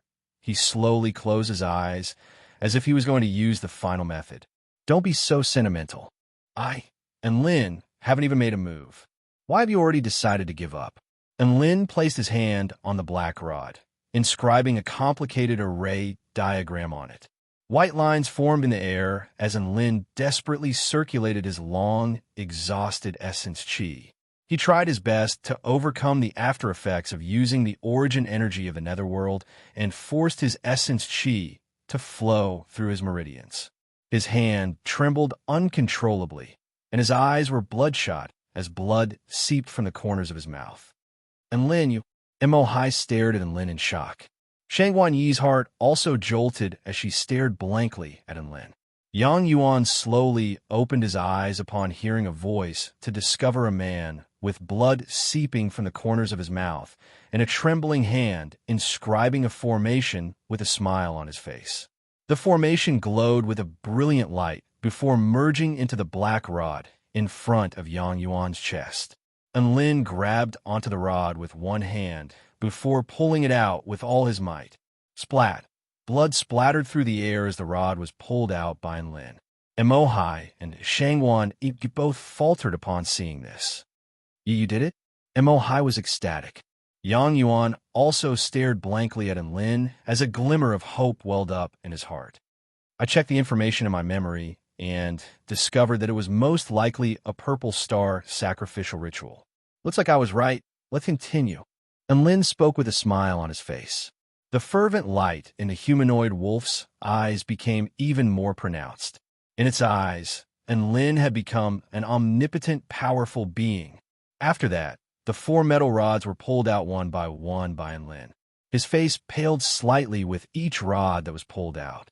He couldn't help but throw up a large mouthful of blood after pulling out the final rod, and his energy had been completely depleted to the point of dizziness. Mo Hai and Shangwan both clenched their fists as they stared intently at Enlin. They wouldn't try to persuade Enlin to stop, as they could tell from Enlin's expression that he had already made up his mind and wasn't going to stop. After pulling out the final metal rod, Yang Yuan's vital energy began to circulate again, and a hint of color returned to his pale face. His body had been severely wounded, but at least his life was no longer in danger. Before Enlin even had a chance to heave a sigh of relief, heaven and earth began to tremor violently again. A series of gargantuan projections appeared in the sky, all of which exuded extremely powerful auras. Suddenly, a black dot appeared in the center of the blood-colored full moon in the sky. Enlin and the others looked up to find that the demonic moon was like an extremely sinister eye that was looking down upon everything in this world. "We have to get out of here. The entire southern region of the Vermilion Bird Trial Grounds is going to become a battlefield for the heroic spirits of the Ancient Man tribe." Yang Yuan yelled in a panicked voice. Boom! Just as they were speaking, a huge mountain nearby suddenly crumbled, and a rhinoceros several thousand feet tall emerged from within. It raised its head to the sky and roared into the sky, sending shockwaves rippling through the earth within a radius of over a kilometer. This rhinoceros was extremely powerful. Even though its body was a little illusionary, the aura it exuded made everyone's heart thump in fear. This was only the beginning. At this moment, a series of bottomless cracks began to appear on the ground below. Sky-devouring pythons, centipedes that were thousands of feet long, scorpions shrouded in poisonous mist, and some strange ancient beasts crawled out of the cracks and appeared on the land that was enveloped by the crimson moonlight. In the sky above, a series of flying mutant beasts began to tear at one another. There were WYRMS soaring through the clouds, skeletal birds with bodies as sharp as swords, huge falcons flashing with lightning. Energy clashed, transforming the entire sky into a blood-stained battlefield of carnage. An indescribable, sorrowful wail erupted between heaven and earth, and all 4 of them were struck by a series of peculiar hallucinations. Use your teleportation badges to return to the Vermilion Bird sect immediately, Yang Yuan yelled, and Lin, Mo Hai, and Shangwan all pulled out their red badges before exchanging a glance with one another before activating them. And Lin stowed the 2 Gundams into his storage ring before thinking about it for a moment, before stowing the 5 immortal sacrificial instruments into his storage ring as well. All 4 of their Vermilion Bird badges began to glow with a dazzling light as a teleportation spell formation appeared beneath their feet. At this moment, an ancient mutant beast with 2 heads, 6 legs, and a mace in its hand discovered in Lin and the others, and it let loose an enraged roar as it charged toward Lin and the others. This mutant beast was over a kilometer tall, and each and every step it took caused the ground to tremor violently. Its aura was as vast as the sea, and it was extremely terrifying. The white-scaled wolf god's legs gave out from under him at the sight of the ancient mutant beast, and he immediately rushed toward Enlin before wrapping his arms around Enlin with tears streaming down his face. "Master, don't abandon Little Wolf. Little Wolf doesn't want to die." Enlin looked at the humanoid wolf with a resigned expression. "But this teleportation badge seems to only be able to teleport me out." "Ah, I don't care. I'm following you no matter what, don't go."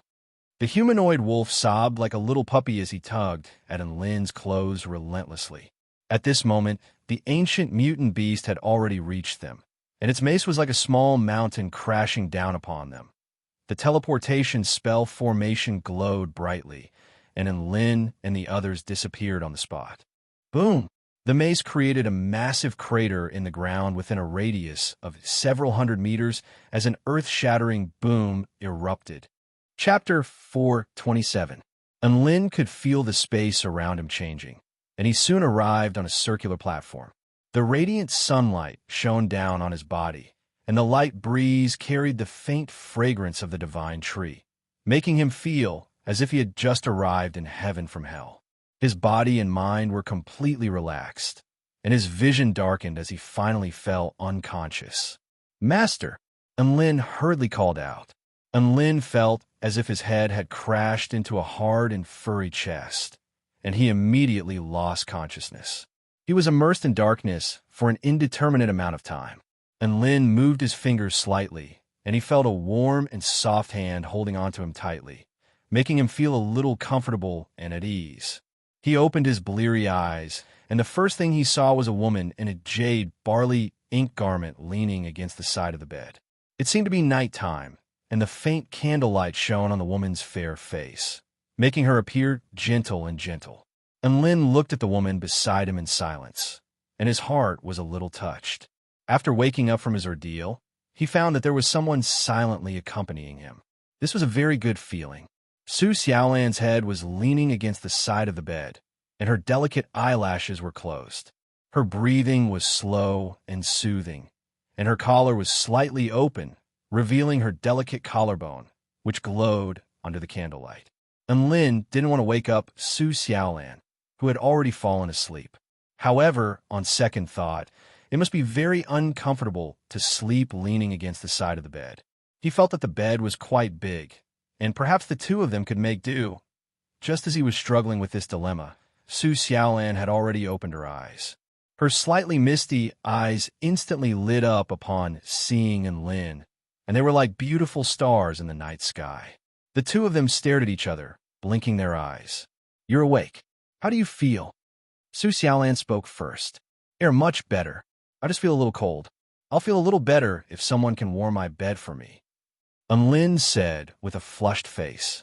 As soon as he said this, his heart began to beat wildly. "How am I still cold? I'm so nervous. I'm so hot." The atmosphere was a little strange. Enlin felt Su Xiaolan's grip on his hand tighten. Su Xiaolan suddenly smiled and said, "So that's how it is. Your wolf servant is still waiting in the next room. Do you want me to call it over to warm your bed?" When Enlin heard this, his heart immediately turned cold. He hurriedly said, "No need. I don't feel cold anymore." Seeing Enlin's horrified expression, Su Xiaolan squinted her eyes and smiled. Her eyebrows curved like a seductive crescent moon, which was exceptionally alluring. "Yes, but the werewolf doesn't have a teleportation token, right? How did it come out with me?" Enlin was puzzled. Su Xiaolan gave it some thought before explaining. Even the elders were surprised about this. They speculated that it might be related to the slave contract you signed with the werewolves.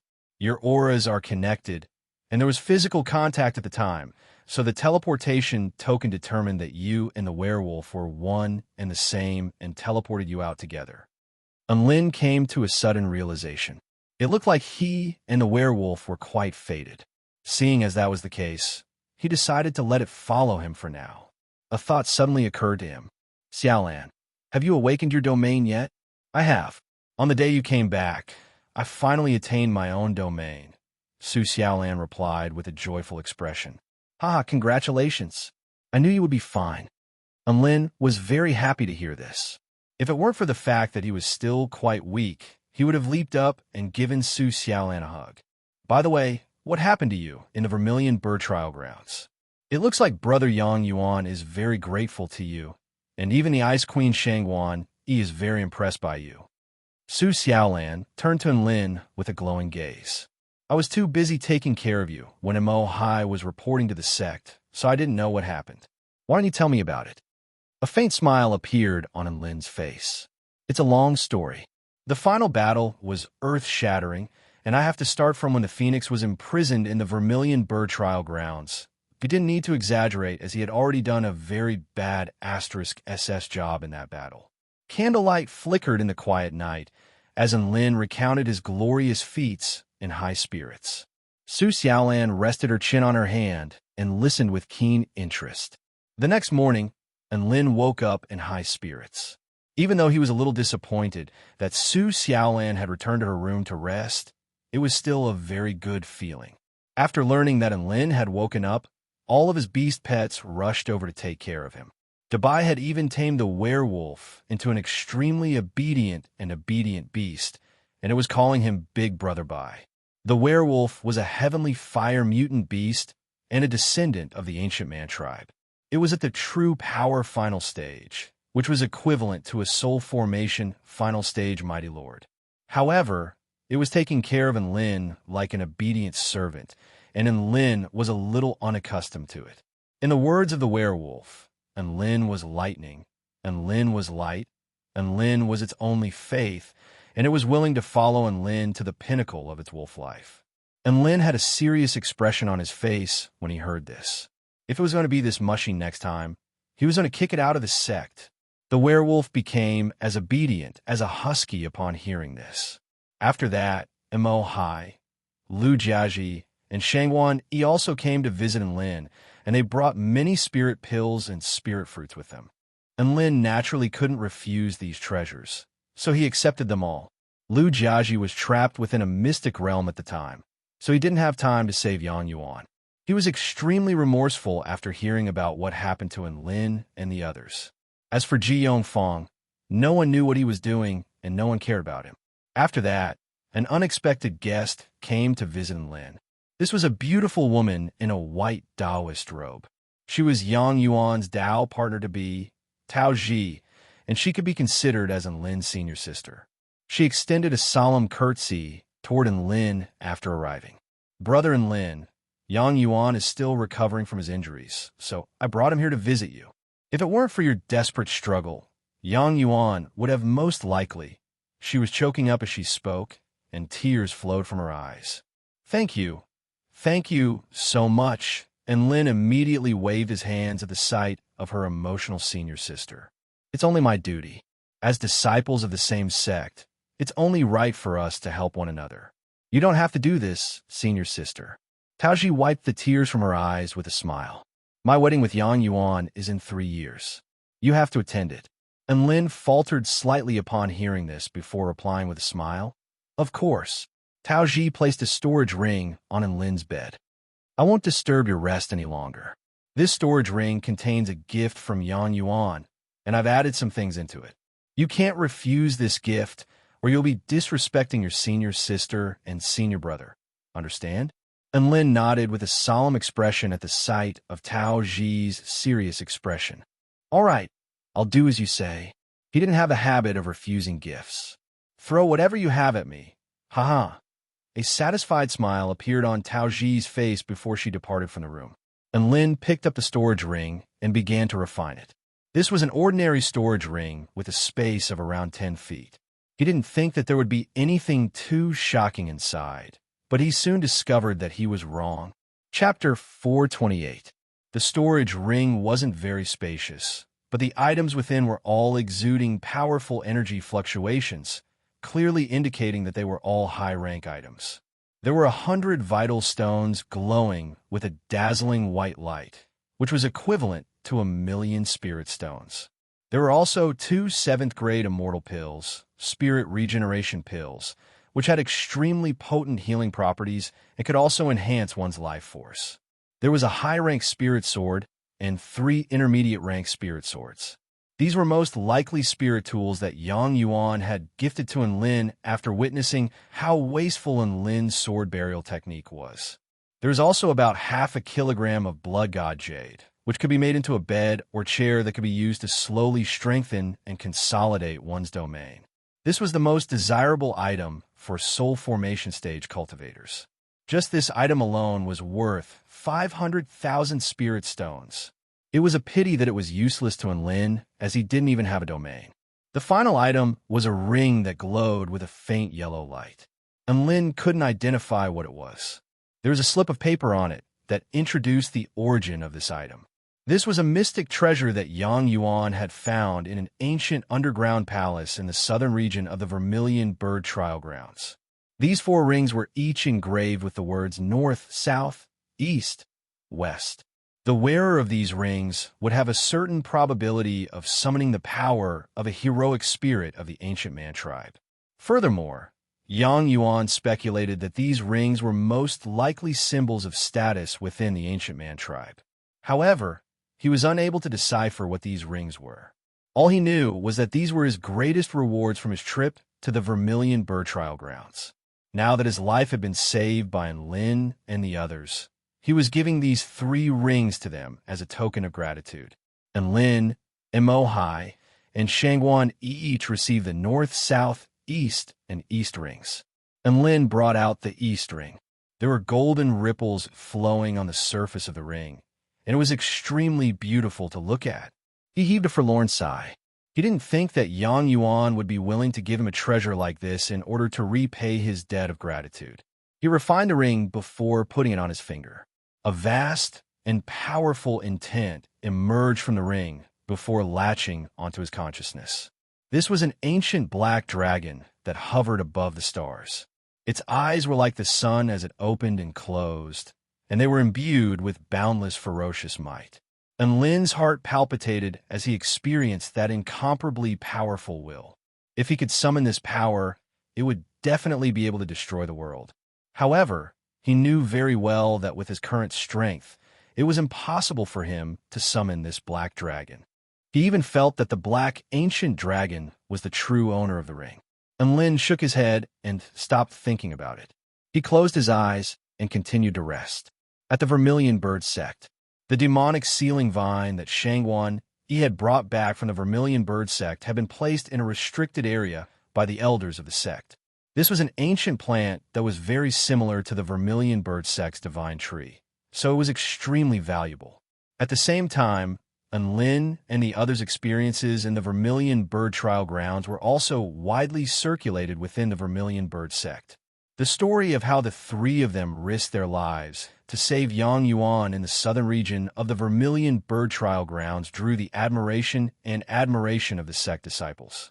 Gradually, the disciples of the Vermilion Bird sect began to develop a general impression of the most powerful in-name disciple in history, Lin. Hey, have you heard? Our in-name disciple, Lin, killed the divine general of the Ancient Man tribe 3 times in the Vermilion Bird Trial Grounds.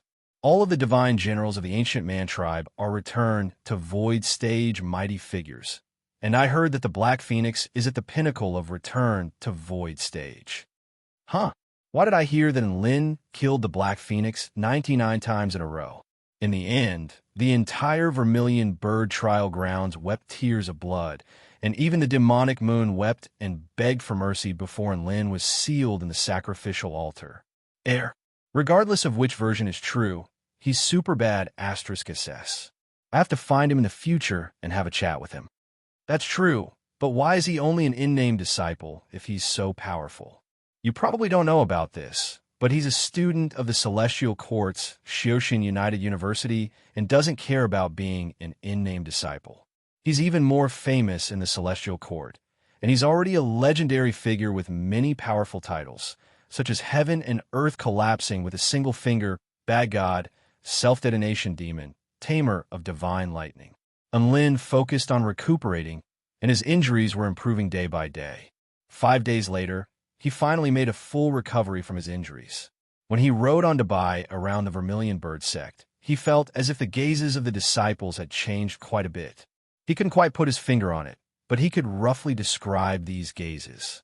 In the past, they only thought he was handsome, but now, not only did they think he was handsome, but he also had an aura to him. Lin, do you see the adoration in the eyes of all the disciples? How do you feel? Su Xiaolan walked beside Lin and asked in a sweet voice. Lin smiled. Not much, I'm already used to it. Su Xiaolan rolled her eyes at Lin and harumphed lightly. It's a good thing you have such good lightning manipulation techniques. Otherwise, you'd be struck to death by lightning sooner or later. Then do you know why I'm so good at lightning manipulation? Lin asked with a mysterious expression. That's because you're the only one in this world who can flex. Su Xiaolan snapped. Lin's expression faltered upon hearing this. He didn't think that his line would be stolen by Su Xiaolan. Xiaolan knows me the best. Lin heaved a sigh of relief after a short while. A smug smile appeared on Su Xiaolan's face, as if to say, I've known you for a long time now. By the way, your injuries have mostly healed, and Yang Yuan's injuries have mostly healed as well. The elders of the sect have decided that the holy vermilion flame blessing ceremony will commence tomorrow. As long as you're acknowledged by the holy vermilion flame, you'll be able to obtain the power to manifest a holy flame in your sea of vital energy, Su Xiaolan continued. Do I need to make any preparations? Lin asked. Just don't eat the holy flame. Su Xiaolan pursed her lips. Lin, before they knew it, the two of them had arrived at the border of the Vermilion Bird sect.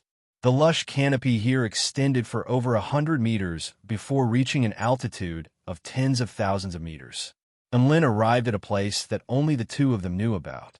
This was a very thick tree branch, which resembled a wooden path that could allow two people to walk side by side.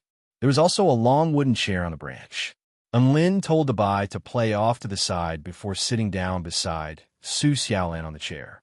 They looked up at the blue sky and white clouds in the distance, as well as the vast land down below, and savored the tranquility of this place. A light breeze blew past, carrying with it the faint aroma of the divine tree. The green leaves rustled in the wind. Lin, do you think you have a protagonist's halo? Su Xiaolan suddenly asked. Lin was shocked. How did you know? Because of your ability to attract trouble. Su Xiaolan snapped. But when it comes to attracting trouble, Sister Shangwan is the only one I admire. Lin was quite humble this time. I also admire Sister Shangwan. She's a very tragic character from birth. Su Xiaolan heaved a forlorn sigh as her brows furrowed slightly. Her mother passed away during childbirth when she was born. Lin's expression became serious upon hearing this, and he listened carefully. After that, vital energy gathered within her body, which summoned a demonic wolf, which brutally murdered her entire family. She was also captured by the demonic wolf for its own consumption. However, the demonic wolf encountered a cultivator along the way. The cultivator slew the demonic wolf and sent her back to the village, but none of the villagers wanted to adopt her. The cultivator saw that she had a special constitution, but his cultivation base wasn't very high, so he didn't know how to nurture her. After a few twists and turns, she was finally sent to our sect and became the disciple of Taoist priest Qi Yin. However, Taoist priest Qi Yin died during a mission less than a year after that. After that, Taoist master Ling Yun became her master. In less than half a year, Taoist master Ling Yun died in a battle with the Blood Clan. Then there was Taoist priest Huang Long. In less than a year, he was poisoned and died. After that, Taoist priest Hong Zhao became her master, but he died during a mission to annihilate a demonic sect 3 months later. This is very strange. Everyone knows that Sister Shangwan is not to be blamed for what happened, but no one dares to accept her as their master anymore. And Lin. Chapter 429. Lin asked with a curious expression, what happened next? A hint of admiration appeared on Su Xiaolan's face as she thought back to the past. Sister Shangwan, he was very strong, very strong. She could take the insults from the other young disciples with a smile on her face, and she wouldn't retort no matter how harsh their words were. She was able to cultivate on her own without a master. She was able to survive in an environment where she was abandoned and isolated. She was never meant to be with the Vermilion Bird sect. Her constitution naturally repelled fire, and she couldn't even use the most basic fire manipulation techniques. She was mocked by the other disciples for a long time because of this. However, she didn't give up and persevered in her cultivation. She flipped through many cultivation method tomes and used her special constitution to attain an extremely powerful Tao of ice in the end. Some people tried to persuade her to leave the Vermilion Bird sect and go to the Ice Emperor Palace in the Kingdom of the Nine States, but she refused. She said that the Vermilion Bird sect had given her a second chance at life, and she was willing to protect this sect for the rest of her life. Later on, when one of the sect's disciples went out to train, she and the other sect's disciples encountered a soul formation stage essence beast. The disciples ran for their lives as they blamed Sister Shangwan Yi's bad luck for attracting the soul beast to them. Sister Shangwan, he didn't say a word in the face of all the insults and scoldings. Instead, she charged into the fray with her spirit nurturing final stage cultivation base. If it weren't for the elders who arrived in time, Sister Shangwan would have most likely died. After that incident, most of the disciples in the sect changed their impression of Sister Shangwan. Even though she was still plagued by bad luck and would occasionally drag others down with her, no one blamed her anymore, as everyone knew how much she loved the sect and how hard she worked to get along with the other disciples. Sister Shangwan never complained about anything. In order to prevent others from being tainted by her bad luck, she would intentionally keep her distance from others, and when others were in danger, she wouldn't hesitate to lend a helping hand. Now, she has earned the respect of most of the disciples in the sect, and it's been a very difficult journey for her to reach this point. And Lin fell silent as he listened to Su Xiaolan's recount. Only now did he truly understand what kind of person Shangwan was. She had been tortured from beginning to end. Just how strong was Shangwan to be able to live a life of despair as if it was a life of struggle? It sounded easy, but it was actually very difficult. Sigh, I saw some cultivators going against the heavens at every turn, as if the heavens owed them something.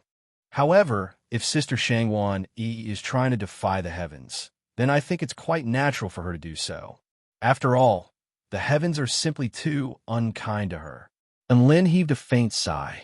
Su Xiaolan shook her head in exasperation. That's right. There was one time when Senior Sister and I went to pick spirit herbs. There were clearly only a couple of dark clouds in the sky, but a bolt of divine lightning suddenly struck us. What do you think is going on now that she thought about it? It seemed rather interesting. A moment later, she couldn't help but smile. And Lin thought back to his time fighting alongside Shangwan, and the more he thought about it, the more he found her to be an interesting woman. All of a sudden, a thought occurred to him. Xiaolan, I want to give you a present. And Lin said with a sly expression. A cautious expression appeared on Su Xiaolan's face. What do you want? I don't deserve a reward.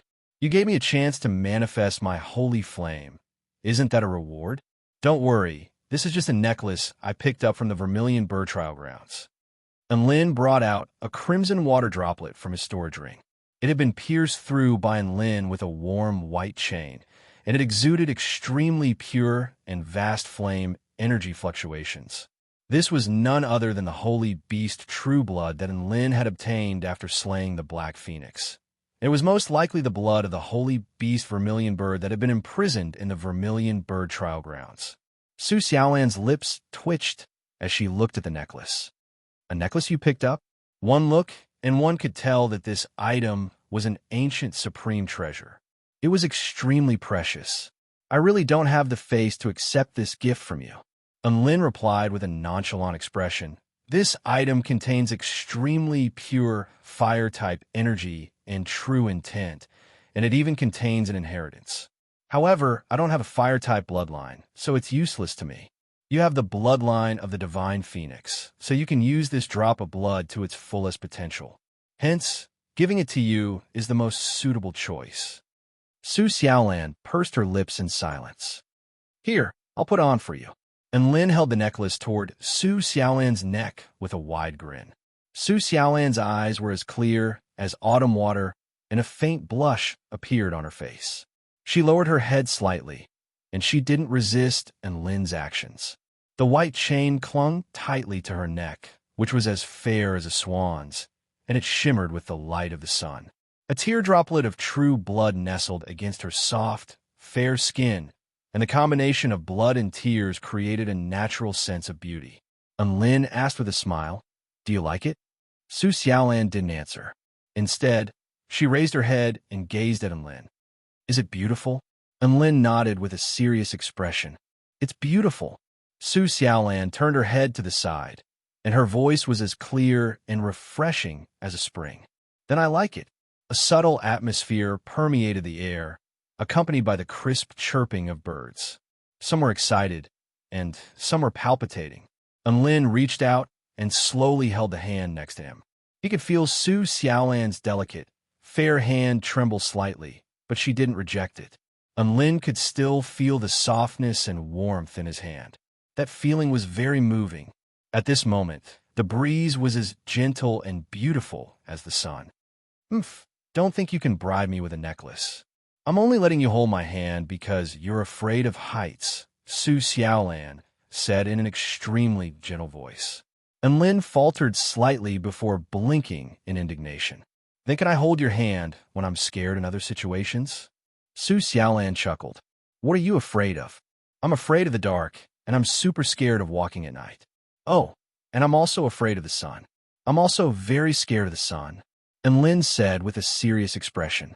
Su Xiaolan, oh, right, seeing as you've given me a present, I'll give you a present in return. You can't refuse. Su Xiaolan winked at Enlin in a mischievous manner.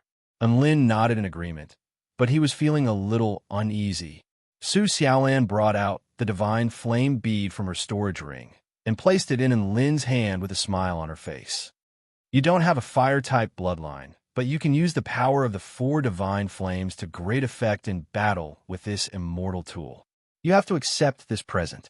Enlin stared blankly at the crimson golden bead in his hand and didn't know what to say. The divine flame bead was Dongfang Ming's most powerful treasure when he was still alive. It was a high-rank immortal tool and was priceless. He didn't think that Su Xiaolan would give it to him just like that. Enlin was a little regretful for accepting this present. Xiaolan, you're so good to me, Enlin said in a slow voice as he gripped the divine flame bead tightly. You're not bad to me either. A clear and sweet-sounding voice rang in his ears, making him feel at ease, like the white clouds in the sky. Chapter 430. After another day, the Holy Vermilion Flame Blessing Ceremony, which was held once every 5 years, was held at the Vermilion Bird Sect. This ceremony was a rare occasion for the Vermilion Bird Sect. On this day, the Holy Vermilion Flame would baptize all of the sect members. Furthermore, it would cast its power of holy flame on the most exceptional disciples so that they could manifest the Holy Vermilion Flame in their sea of vital energy. Tens of thousands of sect disciples gathered on the Holy Flame Plaza, awaiting the commencement of the ceremony. Dabai, Xiao Chou, and the other beast pets were not disciples of the Vermilion Bird Sect, so they could only rest in the courtyard. Enlin and Su Xiaolan made their way to the Holy Flame Plaza side by side. Their arrival attracted the attention of most of the disciples. Enlin had been too popular recently, and many of the disciples were both curious and respectful of him. Look, that's Enlin. He doesn't look like he has 3 heads and 6 arms, and he doesn't look like he has much of an aura. He's quite handsome, though. You don't know **T. Only a true master can hide his aura and return to his natural state. Look at his eyes. They're as deep as the ocean, but they also seem to contain the Tao of the universe. Ah, he's so handsome. Wake up. Don't be a starry-eyed fool. He's only here for the power of the holy flame. What do you have to praise him for? You can't say that. He's already a disciple of the Vermilion Bird Sect, and he risked his life to save Brother Yang Yuan in the Vermilion Bird Trial Grounds. If he's only here for the holy flame, there's no need for him to do all that. That's right, Enlin is doing what a disciple of the sect should do, so he has the right to fight for the power of the holy flame. Enlin and Su Xiaolan arrived at the center of the plaza amid a flurry of discussion. There were many elders and core disciples with powerful auras here, and most of them nodded in greeting upon seeing Enlin, while others smiled to express their friendliness. Su Xiaolan looked around the plaza before speaking to Enlin in a low voice. You're the one who's going to receive the power of the holy flame. Go stand in the red area. Enlin looked in the direction Su Xiaolan was pointing and saw 5 people standing there. Mo Hai, Shengwan Yi, Lu Jiaji, Ji Yongfang, and Yang Yuan were all there. He separated from Su Xiaolan and walked towards the red area. Haha, Enlin, you're finally here. We were just talking about you. Mo Hai greeted Enlin with a hearty smile. Enlin smiled and said, Are you talking about how awe-inspiring and domineering I am in battle? Mo Hai and Lu Jiaji both rolled their eyes upon hearing this, and Shengwan Yi couldn't help but chuckle. Lu Jiaji interjected, Mo Hai and Shengwan Yi are talking about your cooking skills. They're saying that your cooking is the most delicious dish in this world, and they're praising you to the heavens. I don't believe that you're that powerful. How about you let me experience it sometime, brother Enlin? Enlin faltered slightly upon hearing this before nodding.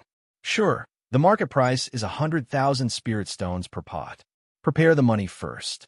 Lu Jiaji was dumbstruck upon hearing this. So they were telling the truth about the astronomical price? Are you *king insane? 100,000 spirit stones per pot? I'll take 10 pots, a clear voice sounded at this moment.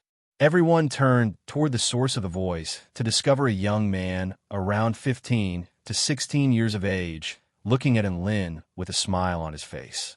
Lu Jiaji's expression darkened slightly. Brother Yang Yuan, even if Enlin saved your life, you can't just give him money like this. I'm not giving you money. I believe that Enlin's dishes are worth this much money. Yang Yuan stared deeply into Enlin's eyes, which seemed to be glowing with absolute trust. Lu Jiaji opened his mouth, but he was unable to say anything in response. Enlin was almost moved to the point of tears. Yang Yuan was the first person to trust Enlin's cooking skills so much before seeing him cook, even though Enlin really didn't have any cooking skills at all. Mo Hai and Shang Wan both burst into laughter at the sight of Lu Jiaji's deflated expression. Ji Yongfang stood off to the side with a perplexed expression at the sight of the five of them getting along so well. What was going on? Was Shangwan not cold and aloof anymore? Was Yang Yuan not looking up at the sky? Hadn't Enlin only been in the sect for a few days? How did he become so close to these four people? Even if he was Yang Yuan's savior, surely he couldn't have become friends with them so quickly. Ji Yongfang was suddenly struck by a sense of defeat. Thinking back to how Enlin and Su Xiaolan had been hanging out together in the sect for the past 2 days, he couldn't help but feel enraged. Before they knew it, tens of thousands of sect disciples had already gathered on the plaza. The sect leader wasn't present, so the great elder of the Vermilion Bird sect, Chun Shinran, gave a speech. He spoke for over 100,000 words at an extremely fast speed, but the contents of his speech were clearly engraved into everyone's minds. I won't go into the details here, but the general gist of what he said was, as one of the 4 great sects of the Kingdom of the 9 States, our Vermilion Bird sect is an extremely bad *SS sect. We have achieved many glorious feats in the past 5 years, and we have countless prodigies among our disciples. He also gave a detailed speech about what the next 5-year plan was going to be like, along with a few glimpses into the future. He also praised Enlin, Mo Hai, and Shangwan Yi for risking their lives to save Yang Yuan in the Vermilion Bird Trial Grounds, and he hoped that everyone would learn from them. After that, it was time for the Holy Vermilion Flame baptism ceremony. The Holy Vermilion Flame hovered in the air above the plaza, and the pure white flames began to transform into a white flaming vermilion bird. The light from the flames became more and more dazzling, and everyone could only look down. However, an extremely peculiar burst of warmth descended from the sky and flowed into everyone's bodies, clearing their meridians, and their flame power also began to slowly increase. Everyone closed their eyes and enjoyed the baptism of the Holy Vermilion Flame. Enlin was no exception, and he could feel that the flame power within his body was slowly increasing. He snuck a glance at Shangwan to find that she was looking at the disciples around her with an innocent expression. Shangwan noticed that Enlin was looking at her, and her eyes flickered slightly. You don't feel anything either? Enlin shook his head. No, I just wanted to see if you felt anything. It's all right, senior sister. Just go on your own path, and don't worry about what others think. He offered some words of consolation before closing his eyes to enjoy the baptism of the Holy Vermilion Flame. Shangwan, the baptism of the Holy Vermilion Flame lasted for a very long time, and it continued all the way until nighttime. Only then did the vermilion bird slowly revert back to a normal ball of flames that hovered in the night sky. Tens of thousands of sect disciples opened their eyes, and there was a hint of satisfaction and joy in their eyes. Enlin could feel that the 4 divine flames within his body had become even more substantial. The effect of this baptism was comparable to eating a low-rank immortal pill. Even though the effects of the baptism of the holy vermilion flame varied from person to person, this was a baptism that encompassed tens of thousands of people. As the saying went, one step at a time, one step at a time. The baptism of the holy vermilion bird sect, once every 5 years, was enough to put the disciples of the vermilion bird sect far ahead of the disciples of the other sections. This was perhaps the foundation of a super sect.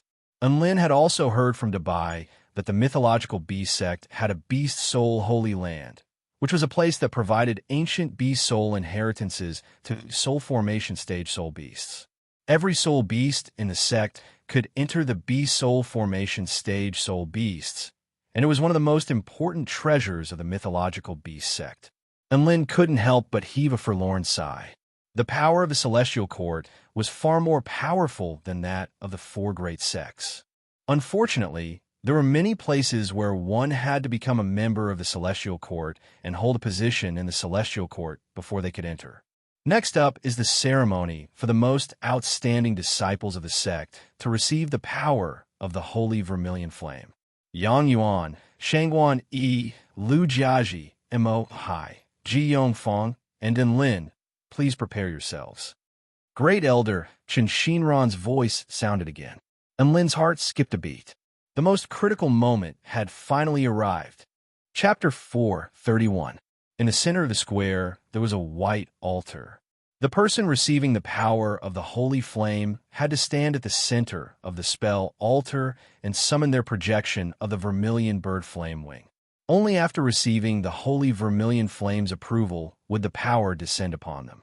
In other words, even with the projection of the vermilion bird flame wing, if the holy vermilion flame didn't match that person's element, it wouldn't be able to obtain its power. According to past data, the chances of the sect's top disciples obtaining the power of the holy flame from the altar was only about 70%. Even the most talented disciples would fail. First up, Yang Yuan, please step on a spell altar. Grand Elder Chen Xinran announced. Yang Yuan glanced at Enlin before turning his gaze toward the holy flame in the sky. He calmly walked toward the white altar. Brother Yang Yuan will be able to progress to the return to void stage after obtaining the power of the holy flame. I'm so envious. Mo Hai sighed with emotion as he looked at the figure standing at the center of the spell altar. Enlin didn't seem to mind. Don't be discouraged, he consoled. You'll have a chance to reach the return to void stage after 100 years. After all, you're the most outstanding disciple of this generation of the Vermilion Bird sect. They'll be counting on your auspicious words. Enlin, you're extremely talented. In another 100 years, you'll definitely reach the return to void stage. Mo Hai said with a smile. Enlin sneered. Huh, are you looking down on me, Enlin? Mo Hai, I'll be able to advance to the void return stage in 10 years at most. Enlin said solemnly. Mo Hai, can we have a good chat today? Mo Hai's chest tightened.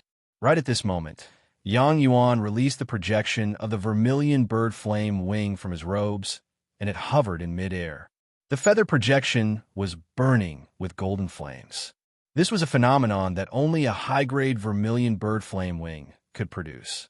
The holy vermilion flame in the night sky seemed to have sensed something, and a mysterious ripple proliferated forth, drawing the golden flaming feather toward the holy vermilion flame before merging as one with it. The holy flame trembled slightly, following which a beam of white light descended. The light was imbued with the purest flame power, and it poured down upon Yang Yuan's body. The crowd of disciples cheered upon seeing this.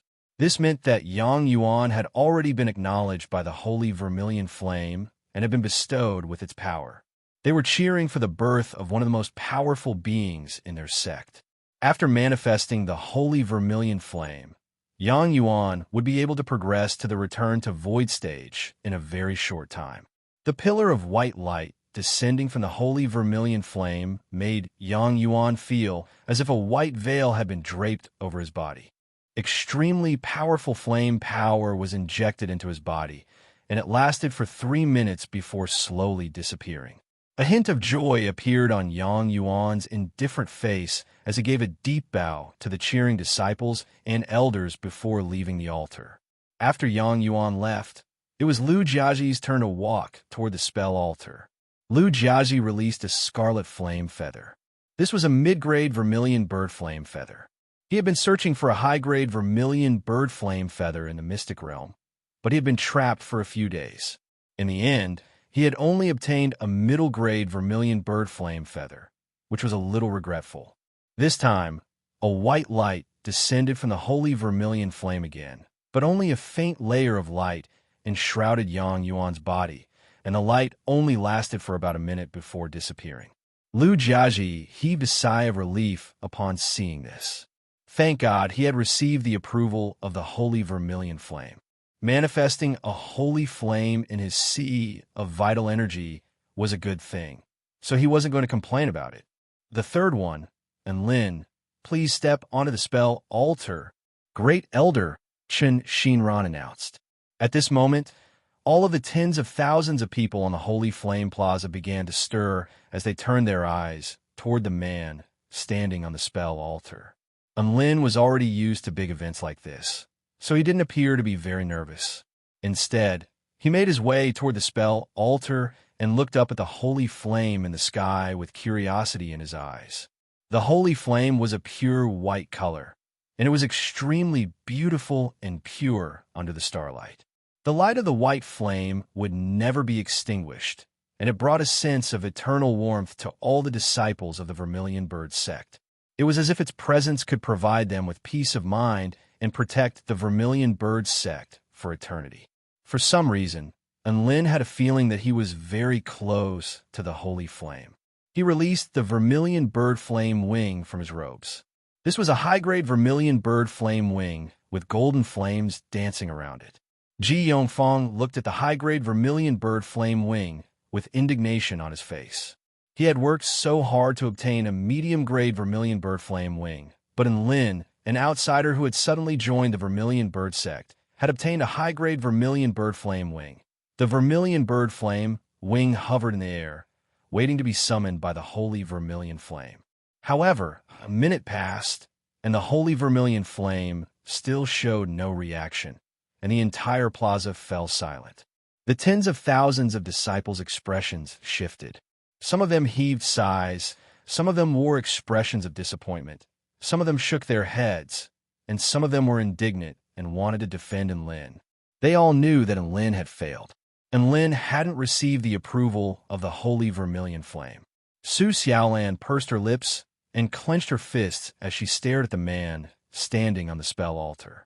Lin's expression also faltered slightly. He knew that there was a high chance that he would be rejected by the Holy Vermilion Flame, but he was still quite surprised and regretful that it had actually happened to him. Ji Yongfang faltered slightly upon seeing this before a joyful expression appeared on his face. So what if Lin had obtained a high-grade Vermilion Bird Flame wing? If he couldn't receive the approval of the Holy Vermilion Flame, he was still trash. Ji Yongfang recalled what he had said to Lin, and a sense of satisfaction welled up in his heart as a sense of superiority welled up in his heart. He suddenly heaved a forlorn sigh. Sigh, brother Lin, don't just stand there like an idiot. I'm also very sad that I didn't receive the approval of the Holy Vermilion Flame. However, you won't be able to obtain what doesn't belong to you, so hurry up and come down. Ji Yongfang's voice was very loud, and he had used his vital energy so that all of the disciples present could hear him. Everyone faltered slightly upon hearing this. Ji Yongfang's words weren't wrong, but it made Lin feel even more awkward. Mo Hai, Lu Jiaji, Shangguan Yi, and Yang Yuan were naturally aware of Ji Yongfang's sinister intentions, and they all glared at Ji Yongfang with rage burning in their eyes.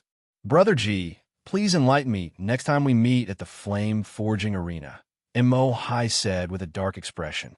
You've already crossed the line. Yang Yuan was also looking at Ji Yongfang. Trash. Shangguan, he was even more direct. Ji Yongfang spoke with an innocent expression. What do you all mean by that? I'm just trying to persuade brother Lin to come down from the spell altar. I'm also very sad that he didn't receive the approval of the holy vermilion flame." His words rang out across the entire plaza, and many of the disciples were repulsed, but none of them dared to retort. And Lin was also looking at Ji Yongfang. He didn't think that Ji Yongfang would jump in at a time like this. Ji Yongfang was just about to continue when he suddenly thought back to his childhood when his parents had parted ways. He thought back to the grief he had felt when he was unable to receive any response from Su Xiaolan.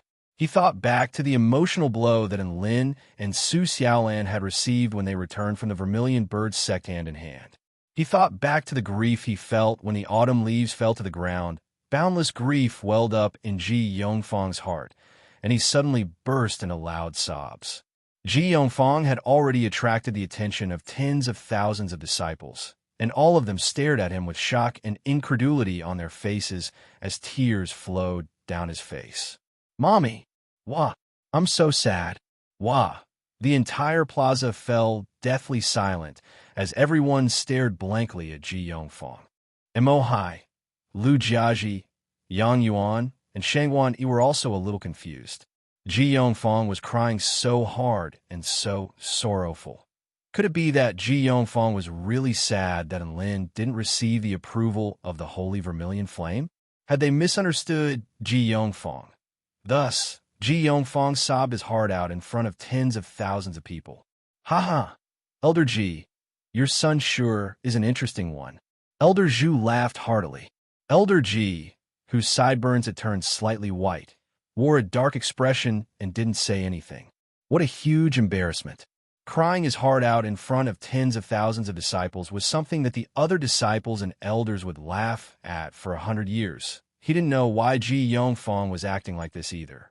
He couldn't sense any interference from any other powers. Could it be that his son really was that close to Enlin? Enlin clasped his hands behind his back and sighed.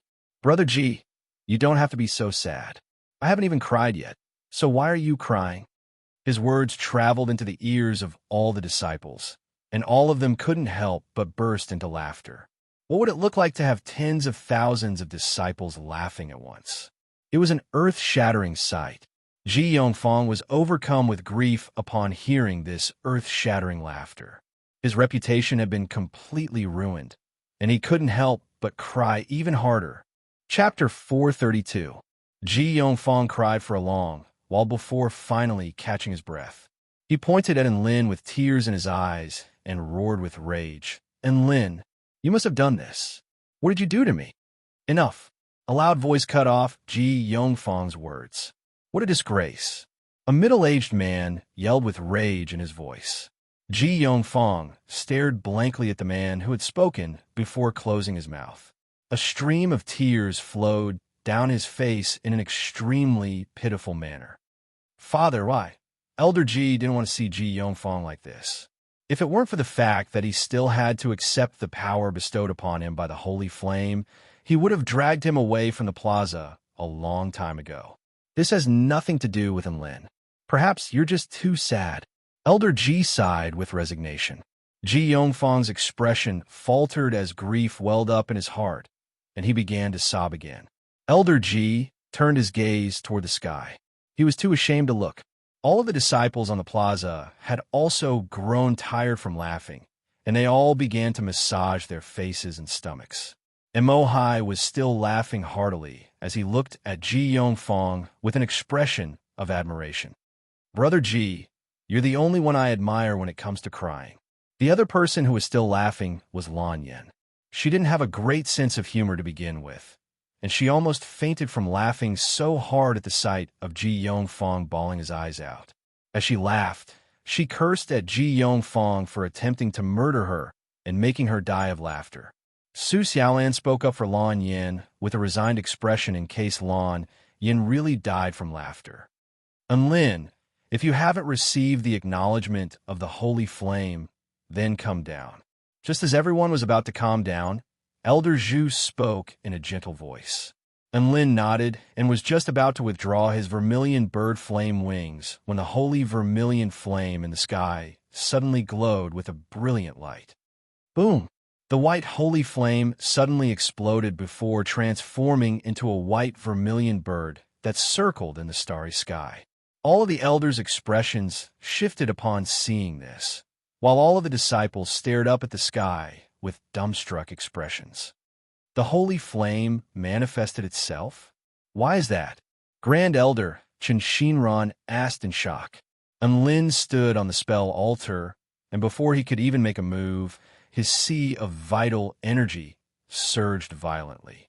The white phoenix let out a joyful cry, and a surge of power flowed out of its body, passing through his sea of vital energy to the space between Lin's eyebrows. Then, it rushed out of his eyebrows and flew toward the golden projection of the vermilion bird flame wing. The golden projection of the vermilion bird flame wing slowly solidified into a white feather that floated in the air.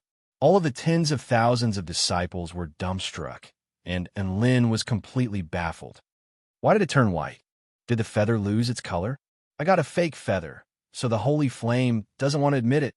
Lin suddenly asked. Hearing this, everyone rolled their eyes. Lan Yin, who had just managed to catch her breath, almost burst into laughter. She struggled to support her slender waist and prevent herself from falling. Some of the experienced and knowledgeable elders, on the other hand, looked at the solid white feather in shock. Could this be the true feather of the vermilion bird? There's no mistaking the flame fluctuations, and that feather really is the true feather of the vermilion bird. How could there be a true feather of the vermilion bird here? The one Lin had just released was a projection. A burst of power was released from his body, and only then did the projection of the vermilion bird flame wing materialize. Who would have thought that we would see the true feather of the vermilion bird here? This is going to be interesting. The elders didn't try to hide their conversation, so most of the disciples had a rough idea of what was going on. It didn't matter what the true feather of the vermilion bird was, as long as it was very powerful. Tens of thousands of disciples turned to the white-robed man on the spell altar again with reverence and fanaticism in their eyes. Su Xiaolan looked at the man in the limelight with a dainty smile. I knew you wouldn't leave like this. That's not your style. Right at this moment, the white vermilion bird in the sky opened its beak, and the true feather of the vermilion bird flew toward the holy flame vermilion bird before being swallowed by it. An extremely carefree cry sounded from the holy flame vermilion bird's beak, immediately following which it transformed into a ball of holy flame again. Everything returned to normal, as if nothing had happened. Lin looked at the holy flame, and all of the disciples and elders also looked at the holy flame, as if they were waiting for something to happen. 2 minutes passed, and nothing happened. CK, are we going to dine and dash? Lin couldn't help but curse at the holy flame. Many of the disciples were amused by Lin's nonsensical words, and a good impression of him welled up in their hearts. Lan Yin burst into laughter again, and if it weren't for the fact that Su Xiaolan had beaten her to it, she would definitely chase after him. Su Xiaolan glared at Lan Yin upon hearing this, and she harumphed coldly without saying anything. She had no choice. If he told her best friend that there was no relationship between her and Lin, then she would be in far too much danger. However, if she warned her best friend, then wouldn't she be admitting to their relationship? A faint blush appeared on Su Xiaolan's face, and she could only pout angrily as she turned to look elsewhere. Ji Yongfang finally stopped crying, and he made his way toward Lin with his red and swollen eyes. He was feeling a little better at the sight of Lin still being rejected by the holy vermilion flame, and he was just about to say something. A pillar of white light suddenly descended from the holy flame in the sky toward Lin. Boom! Ji Yongfang was already a little feeble from crying, and he tumbled to the ground after being struck by the pillar of white light. The disciples standing in the distance were also struck by the pillar of white light.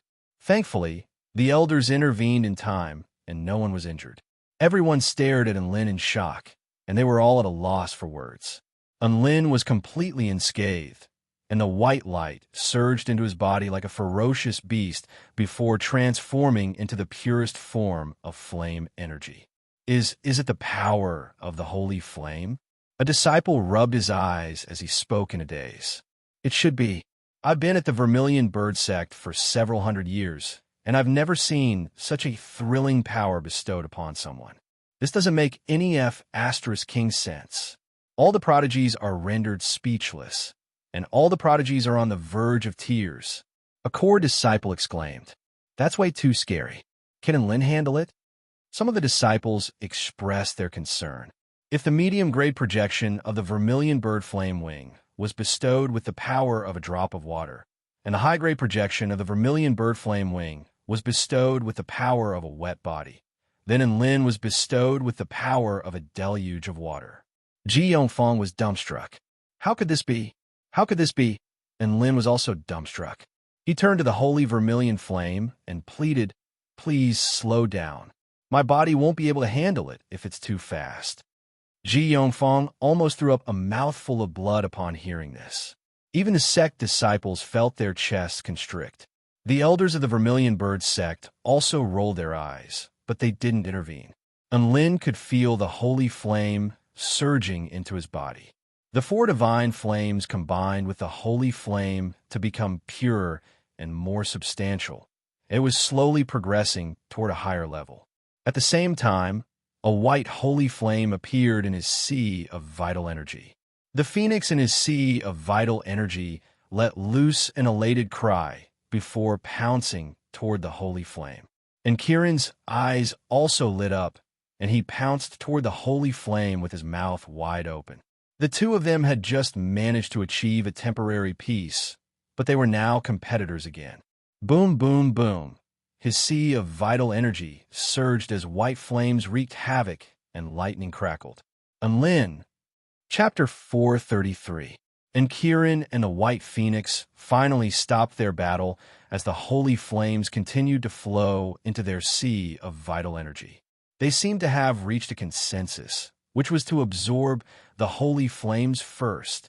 The White Phoenix continued to absorb the holy flames as its body slowly materialized, and its wings became more and more plump. Vast holy might proliferated outward, crashing into the vast sea of vital energy.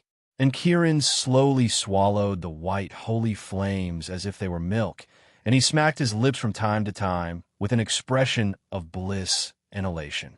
And Lin heaved a sigh of relief upon seeing this, and he looked up at the holy vermilion flame in the sky, hoping that it wouldn't stop bestowing energy so soon. At the very least, he wanted Kirin to have his fill first. Just as he hoped, the white light continued to descend for an extremely long time this time. 3 minutes passed, and there was still no sign of it weakening. 5 minutes passed, and there was still no sign of it weakening, and Lin was getting a little bored, and he sat down on the spell altar to meditate. All of the elders of the Vermilion Bird sect grimaced at the sight of the holy flames pouring down like a river, and they felt an indescribable sense of heartache. Tens of thousands of sect disciples stared at the man sitting at the center of the spell altar with envy and jealousy on their faces, and they wanted nothing more than to take his place. Mo-Hai spoke with an envious expression. The intermediate grade Vermilion Bird Flame Wing lasts for about a minute, and the high-grade Vermilion Bird Flame Wing lasts for 3 minutes. This time, Lin has been absorbing for a whole 5 minutes, and there's still no sign of it weakening. Sigh. I don't even know what to say. Brother Lin is a blessed man. Yang Yuan nodded with a smile. Much more blessed than I am. Shangguan, he said in a faint voice. Lu Jiaji looked at the woman beside him. What a load of ***T. Ji Yongfeng stared blankly at Lin, and he was at a complete loss for words. Lin had been paying close attention to the situation in his sea of vital energy this entire time, and he was worried that the two of them would start fighting again. And Kirin's body was slowly beginning to change as his stomach bulged. Boom! His sea of vital energy tremored violently. Immediately afterward, a white flame insignia appeared on the golden baby's forehead. At the same time, a number suddenly appeared in front of his chest. The number jumped from 182 to 2, and 3 absolute beginning characters appeared. Yin Ying. And Lin's stomach bulged more and more before exploding violently, transforming into countless specks of golden light that flowed into Lin's meridians. and Lin's body suddenly erupted with golden light. Immediately after, a golden silk coat draped over his body, as if he was wearing a holy robe. He opened his eyes, which were filled with golden lightning. The might of the Lord of all lightning erupted, spreading out in all directions. The tens of thousands of disciples felt that the man in the center of the altar had suddenly become imposing. My God, what exactly is that? It's so dazzling. What a terrifying aura. Could this be an additional effect of the holy flame? Are you stupid? Can't you see the golden lightning flowing around his body? This is an extremely terrifying lightning power. What does it have to do with the holy fire? Lin is impressive indeed. He can actually trigger such a phenomenon after being baptized by the holy fire. As the golden robe draped over Lin's body, he suddenly attained a deeper understanding of Lin. A mantra was inscribed in his mind, which contained the true intent of many lightning techniques. He closed his eyes, and the golden robe slowly disappeared as his aura quickly receded. When he opened his eyes again, his black pupils were as calm as the surface of a lake, without a single ripple. It was as if everything had disappeared. Everyone heaved a sigh of relief as the pressure on them lessened. Phew, that was so scary. Can't the baptism of the holy flame be a little easier? Only a freak like Brother and Lin could cause such a huge commotion. Let me take a breather. Many of the disciples were completely shaken by the phenomenon on the spell altar. However, to their surprise, the phenomenon appeared again. Heaven and earth suddenly tremored violently. Immediately afterward, the spiritual energy of heaven and earth within a radius of 5 kilometers surged violently, forming a massive cyclone that engulfed the starry sky. The vast vital energy was imbued with the might of heaven and earth, and it transformed into a massive tornado that surged into Lin's body. Tens of thousands of disciples stared blankly at the scenes unfolding before their eyes. Some of them couldn't help but rub their eyes, and some of them even clasped their hands over their chests as if they had just received a massive shock. Emohai was astonished. Can someone tell me what the F*CK is going on? Lu Jiaji blinked in confusion. Isn't it obvious? Brother and Lin made a breakthrough.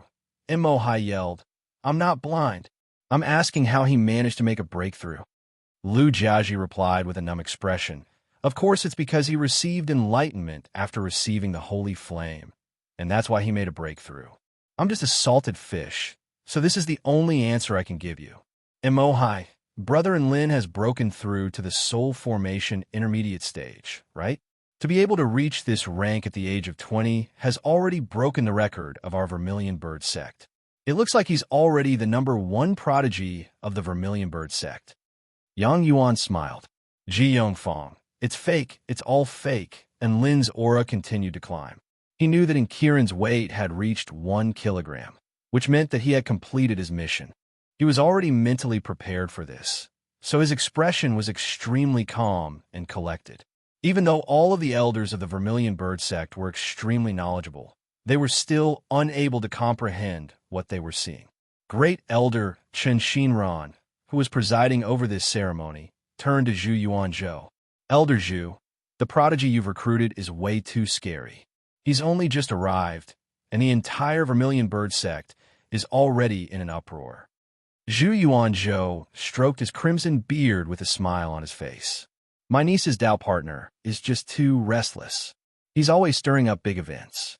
I'll tell him to keep a low profile next time. Chun Xinran. Lan Yin stared at Lin with wide eyes and clicked her tongue in wonder. Be careful, Xiaolan. And Lin is going to be harassed by a lot of bees and butterflies in the future. Su Xiaolan rolled her eyes at Lan Yin before continuing to stare at the man at the center of the spell altar with mixed emotions in her heart. And Lin was running so fast that it was very difficult for her to keep up. Not long after, and Lin's aura broke through the soul formation intermediate stage and officially progressed to the soul formation intermediate stage. The vital energy vortex in the sky had already dissipated, but the light from the holy flame had yet to dissipate. And Lin had nothing to do So he swallowed a 7th-grade immortal pill, the Dragon Soul Pill. This Dragon Soul Pill was an immortal pill that he had obtained from killing the Dark Knight Monarch. It could enhance the user's consciousness and solidify their soul formation stage cultivation base, so it was perfect for him to take now. The pill was pure white and translucent, and the power of the dragon's soul rippled outward as the roar of a dragon reverberated through the air. All of the sect disciples on the plaza immediately identified this as an immortal pill. They were then greeted by the sight of Enlin casually swallowing the immortal pill before lying down on the spell altar. Tens of thousands of disciples' eyes were filled with envy. The holy flame flowed like a river, breaking through like eating a meal, and the immortal pill was like jelly beans. Did he have to be so happy? Brother Enlin really lives up to his reputation. I didn't believe his legendary feats in the Celestial Court at first, but I'm starting to believe it now. Oh, I'm so excited. I'm going to ask him for a voice transmission talisman tomorrow. How long do you guys think the holy flame has lasted? F***CK. If you didn't mention it, I would have forgotten about it. It's been at least 10 minutes. I calculated the time. It's already been 18 minutes, 6 times the duration of a high-grade vermilion bird flame wing. What a bully.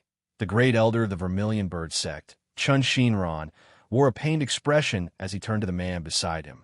Elder Zhu, this Enlin really is scary. Is there no end to this F***king nonsense? An awkward expression also appeared on Zhu Yuanzhou's face.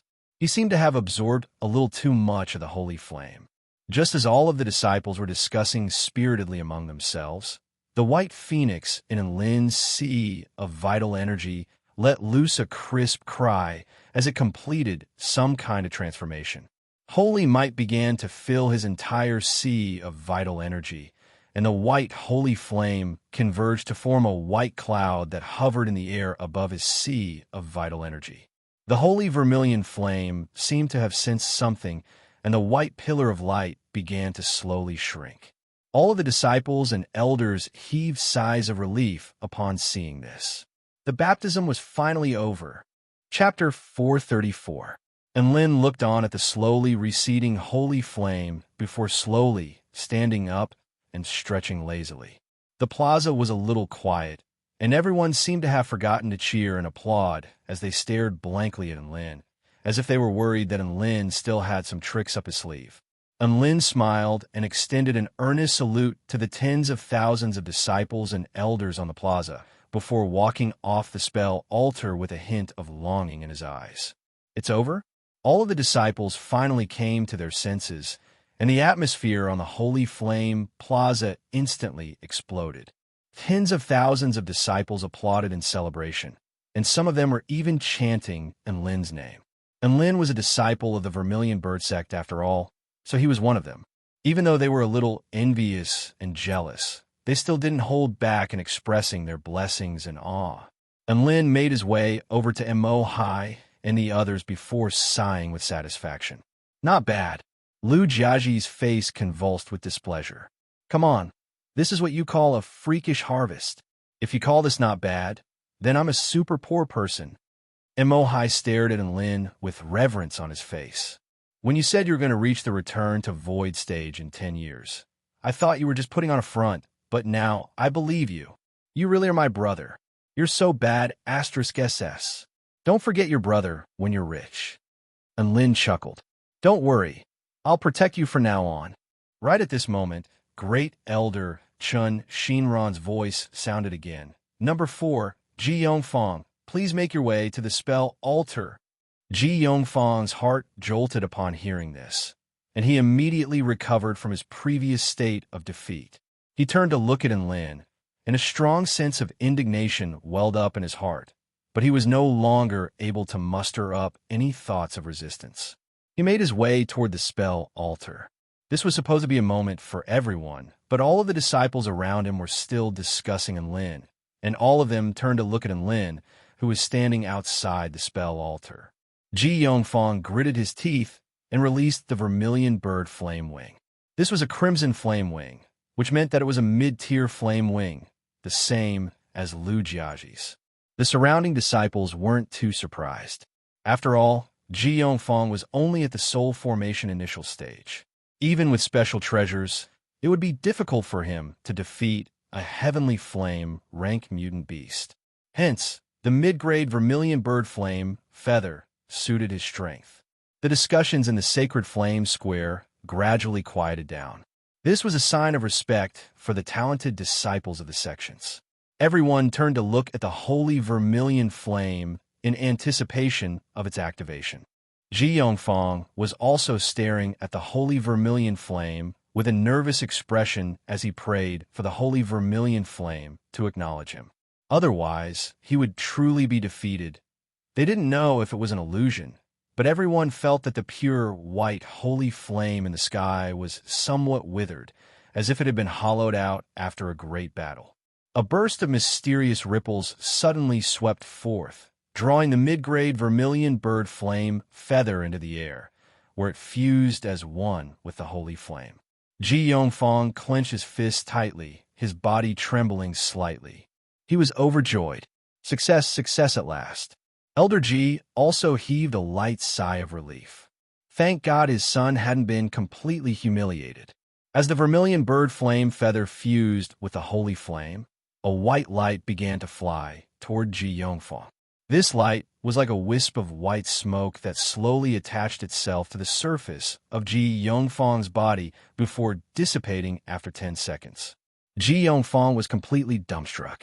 The entire venue fell deathly silent. Countless disciples' eyes widened in shock as they stared at Ji Yongfang, who was standing at the center of the spell altar. Am I seeing things? Isn't he using a mid-grade vermilion bird flame feather? Why did the holy flame only last for 10 seconds? Shouldn't it last for a minute? Not only was the duration of the holy flame short, but the amount of holy flame light it was able to draw out also seemed to be very small. It looks like only the inferior grade vermilion bird flame feather is able to produce such a phenomenon, right? Inferior grade vermilion bird flame feather? Ah. How long has it been since an inferior grade vermilion bird flame feather appeared in the sect? Poor Brother Ji. Elder Ji slammed his palm onto the table. What the hell is going on? All of the other elders looked at one another with dumbstruck expressions. In the end, Great Elder Chen Shinran coughed lightly before explaining in a loud voice. Don't you see the holy flame? It's a little dim. It's most likely because it expended too much flame power to manifest the holy flame, and that's why it's like this. Chun Shinran's words flowed through the entire plaza like a clear spring. As opposed to saying that he was explaining to Elder Ji, it was more accurate to say that he was explaining to the tens of thousands of disciples present. All of the disciples were astonished. What kind of explanation was that? But it sounded very reasonable. Ji Yongfang's head was buzzing as he heard Chun Shinran's explanation. His eyes were filled with confusion as he murmured to himself, How could this be? How could this be? Why am I always the one getting hurt? Perhaps it was because he was used to crying, but 2 streams of tears began to flow from his eyes. He glared at Lin with a resentful expression. It's all your fault. Why do I have to take the blame for your trouble? I'm innocent. And Lin rolled his eyes and couldn't be bothered to speak to Ji Yongfang. Emohai heaved a forlorn sigh. Sigh, Brother Ji, don't just stand there like an idiot. The fact that you received less holy vermilion flame can only mean that you are unlucky. As your brother, I'm also very sad. However, you won't be able to obtain what doesn't belong to you. So hurry up and come down. All of the disciples were initially sympathetic toward Ji Yongfang, but they couldn't help but burst into laughter upon hearing Emohai's words. This was exactly what Ji Yongfang had said to Enlin before. Ji Yongfang heard Emohai's words and the laughter of some of the disciples, and he almost fainted from rage. He gritted his teeth and staggered down the spell altar before glaring at Emohai with a hateful expression. Don't celebrate too early. The holy vermilion flame is quite weak now, so do you think you'll be able to get away with it? You're next, and I'm waiting to see a good show. Emohai's expression faltered, and he could no longer muster up any joy. F*CK. Ji Yongfang was right. What could he do? He turned to look at Enlin with a bitter expression. Brother, you've screwed me over. Unlin's lips twitched, and he pretended not to hear Mo Hai's words. Ji Yongfang chuckled coldly. Hee, brother Enlin sure is a troublemaker. You're so selfish that you only care about absorbing the holy flame for yourself. But you've screwed over all of the prodigies of the Vermilion Bird sect. He purposely used an immortal spell to amplify his voice so that his words could be heard throughout the entire plaza. Many of the disciples knew that Ji Yongfang was purposely targeting Enlin, and all of them expressed their dissatisfaction. However, there was also a group of people who remained silent, as Ji Yongfang's words did make sense. Even though Enlin couldn't control the amount of flame energy released by the holy flame, it did affect the prodigies of the other prodigies of the Vermilion Bird sect. Grand Elder Chen Shinran's voice sounded again. Fifth, Mo Hai, please come up the spell altar.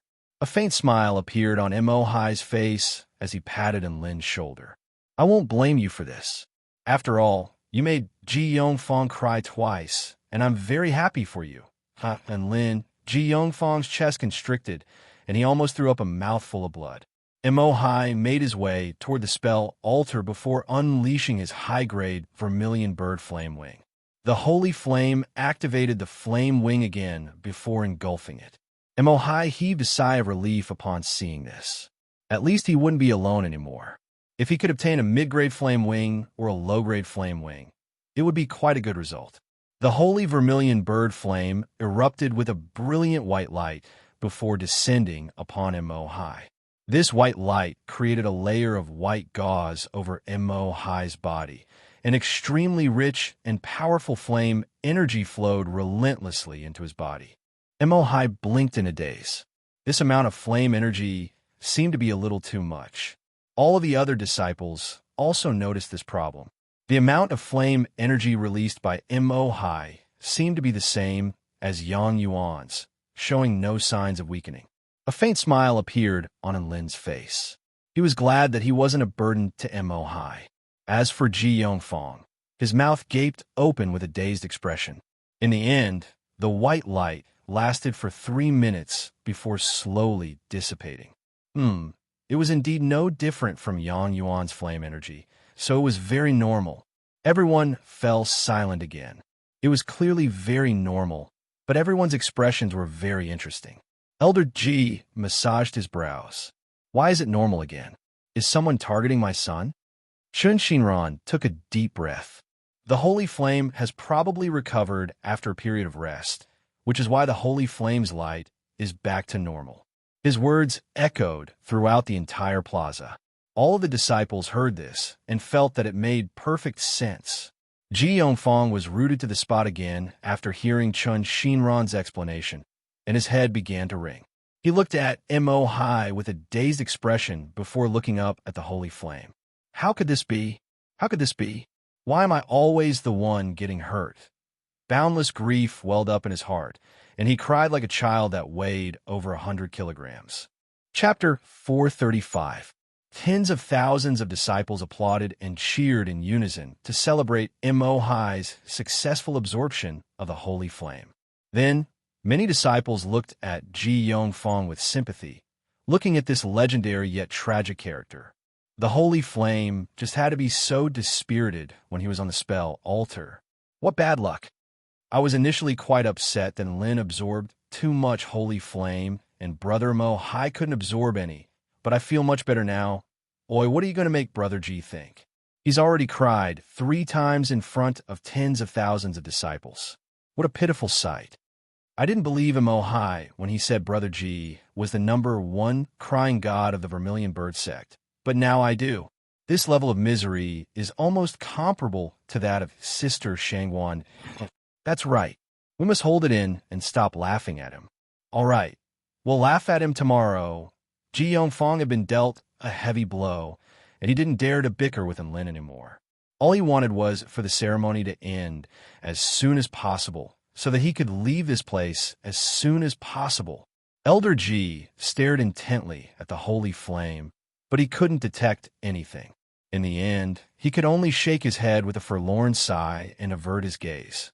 Mo Hai returned to Enlin's side with a forced smile on his face. Brother, you're really something. Look at how badly you've bullied Brother G. He'll probably miss you for the rest of his life. And Lin rolled his eyes at Mo High. I'm not taking the blame for this. I didn't do anything from beginning to end. He's the one suffering the consequences of his own actions, so don't blame it on me. Ji Yongfang's body swayed slightly upon hearing this, and he stumbled a few steps to the side. Mo High laughed unkindly and said, "That's the most flirtatious thing." At this moment, the Vermilion Bird Sect's great elder, Chen Shinran, announced, "Number 6, Shangwan, please proceed to the spell altar."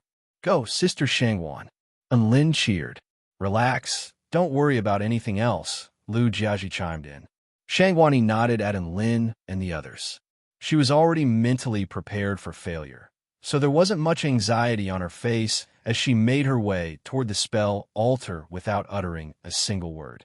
Tens of thousands of disciples also began to focus their attention on the white-robed woman. If Lin and Ji Yongfang were unexpected surprises, then Shangwan, he was an unexpected surprise. All of the disciples felt like it would be strange if nothing happened to Shangwan Yi. Even the elders in the elder seating area focused their attention on the woman on the altar and made all sorts of preparations. "Elder Xiao, how's the weather? Are there any abnormal energy fluctuations?" "No, the weather within 100 miles is normal. No abnormal energy was detected." "Elder Zhu, have you discovered any unknown objects approaching?" There were 3 strange beasts that were acting strangely within a 40-kilometer radius, but I've already burned them to death. "Elder Lu." Shangwan released her high-grade vermilion bird flame wing before looking up at the holy vermilion flame like a devout devotee. All of the disciples began to discuss among themselves. "Do you guys think Sister Shangwan, you will receive the approval of the holy vermilion flame? That's a bit of a stretch. She's always been very unlucky. Furthermore, it's not like you guys don't know that her constitution is completely incompatible with the power of fire. With a constitution like that, how could she possibly receive the light of the holy vermilion flame? You can't say that. She's had a lot of accidents happen to her. If that's the case, then it wouldn't be an accident. So Sister Shangwan will definitely succeed this time. Even if something unexpected happens, it's not going to be a good thing. What could possibly happen? It's not like she's going to freeze the holy vermilion flame into nothingness." Right at this moment, the pure white flame began to tremor slightly, and the power to purify everything began to proliferate outward. A burst of power descended from the sky and drew the projection of the vermilion bird flame wing into the sky, where it was then engulfed by the holy vermilion flame. Tears welled up in the eyes of the tens of thousands of disciples as an excited thought welled up in their hearts. Shangwan Yi had finally succeeded. Shangwan, it was like a beautiful white lotus blooming in the night sky. Tears welled up in her eyes, and she was on the verge of tears. How many years had it been? She had been holding on to something and working hard in a certain direction. She loved the Vermilion Bird sect more than anyone else, and she wanted to use fire-type spell techniques more than anyone else. Today, she had finally received the acknowledgement of the holy vermilion flame. The projection of the holy flame could unclog one's meridians and materialize a holy flame in one sea of vital energy, thereby allowing one to truly use fire-type spell techniques. The white holy flame began to stir, and it was about to unleash the white light of the holy flame. Right at this moment, the holy flame suddenly flared up, and a boundless white light lit up the entire night sky. Immediately afterward, the holy flame transformed into a holy sword over a kilometer in length that hung high in the sky. Everyone was dumbstruck, and they didn't understand what was going on. Shangwan Yi's body swayed as a bitter feeling welled up in her heart.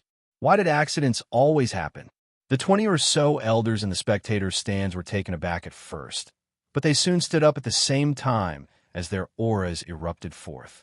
10 of them had even reached the return to void stage, and their combined auras were powerful enough to crush the sky. The holy sword turned and stabbed toward a certain spot in the sky. Boom! A white flaming sword projection pierced through the sky like a silver river, slicing the sky in half, for over 50 kilometers. Most of the residents of the Baihua state could see this fearsome sword projection. It was extremely dazzling and invincible in the night sky, as if it were going to incinerate the entire sky. Tens of thousands of disciples were completely dumbstruck, and they had no idea what was going on. Enlin's heart thumped with unease, as if an extremely terrifying power was approaching. He silently pulled out his evil slaying sword and focused his gaze on a certain spot in the sky. The sword projection dissipated, and a massive gash appeared where its power had passed. Blue blood slowly flowed from the gash, and a fishy yet aromatic scent wafted through the air. The holy vermilion flame really does live up to its reputation. To think that it was able to slay a void, immortal beast from our holy land with a single strike. However, it was still a step too slow. A voice imbued with boundless imperial might sounded, striking a sense of subservience into the hearts of all who heard it. This was the voice of a high and mighty empress, and it was as if everyone else in this world were ants aside from her. The gash slowly expanded from several hundred feet in size to a massive black gash that was close to 10 kilometers in width. From afar, it looked like a massive scar had been torn open in the air. "Everyone from the Vermilion Bird sect, I would like to borrow your holy flame." Another cold voice sounded, and it was also imbued with extremely fearsome imperial might, but it was a little immature. Enlin's pupils contracted upon hearing this voice, and he was rooted to the spot as waves of shock surged through his heart. Holy F***CK. It's them again. Chapter 436. All of the tens of thousands of disciples finally came to their senses. Their sect had been targeted by an extremely powerful force. Grand Elderchin Shinran harumphed coldly. "How dare you covet our sect's most precious treasure? Do you really think our Vermilion Bird sect is that easy to bully?" Boom! A massive red spell formation appeared above the canopy of the tree, sealing off the space within a radius of several dozen kilometers. The power of countless sect disciples converged upon the spell formation. A gargantuan crimson phoenix materialized within the spell formation, and it spread its wings for several kilometers, obscuring the entire sky. Boundless flames burst forth from the phoenix's body, warping the entire sky before transforming into gargantuan waves that surged toward the inky black rift. "I'm here precisely because your Vermilion Bird sect is not to be bullied." A woman shrouded in blue divine light walked out of the crack. Her face could not be seen clearly. She wore a golden imperial robe with an imperial crown on her head, and a blue starlight appeared behind her. The power of extreme frost engulfed the entire heaven and earth, causing snow and ice to fall from the sky and completely repressing the flames of the phoenix. She held an antiquated jade seal in her right hand, and she made a grabbing motion toward the oncoming flames with her left hand. Crack! Countless flames were frozen in midair like beautiful ice sculptures before slowly evaporating into nothingness. Right at this moment, 9 ice dragons of several thousand feet in length also began to emerge from the rift, each of which exuded an extremely fearsome aura. Behind them, a series of golden ropes were attached to a throne of ice, upon which sat an exquisitely beautiful woman with a white staff in her hand. She looked down at the tens of thousands of people on the ground below with an expressionless face, as if she were an immutable block of ice. Behind her, there were several hundred silver-haired women wielding ice blades, all of which exuded extremely powerful auras. Emohai's eyes widened with shock. "Holy F***CK. These are all snow maidens, right? Why did the holy glacial lands come to our sect to steal our holy flame? How dare they?" Yang Yuan's expression darkened. The great empress, the high priestess, and almost half of the palace leaders of the 36 holy palaces. Our Vermilion Bird sect is in trouble. And Lin stared speechlessly at the snow maiden in the sky. These snow maidens were getting more and more arrogant. Not long ago, they had gone to the 10,000 Spirits Immortal sect to steal their disciples, and now they were coming to the Vermilion Bird sect to steal their holy flame. Could they please stop? "Since you're here, then stay." The punishment of the celestial court is coming. You won't be able to escape.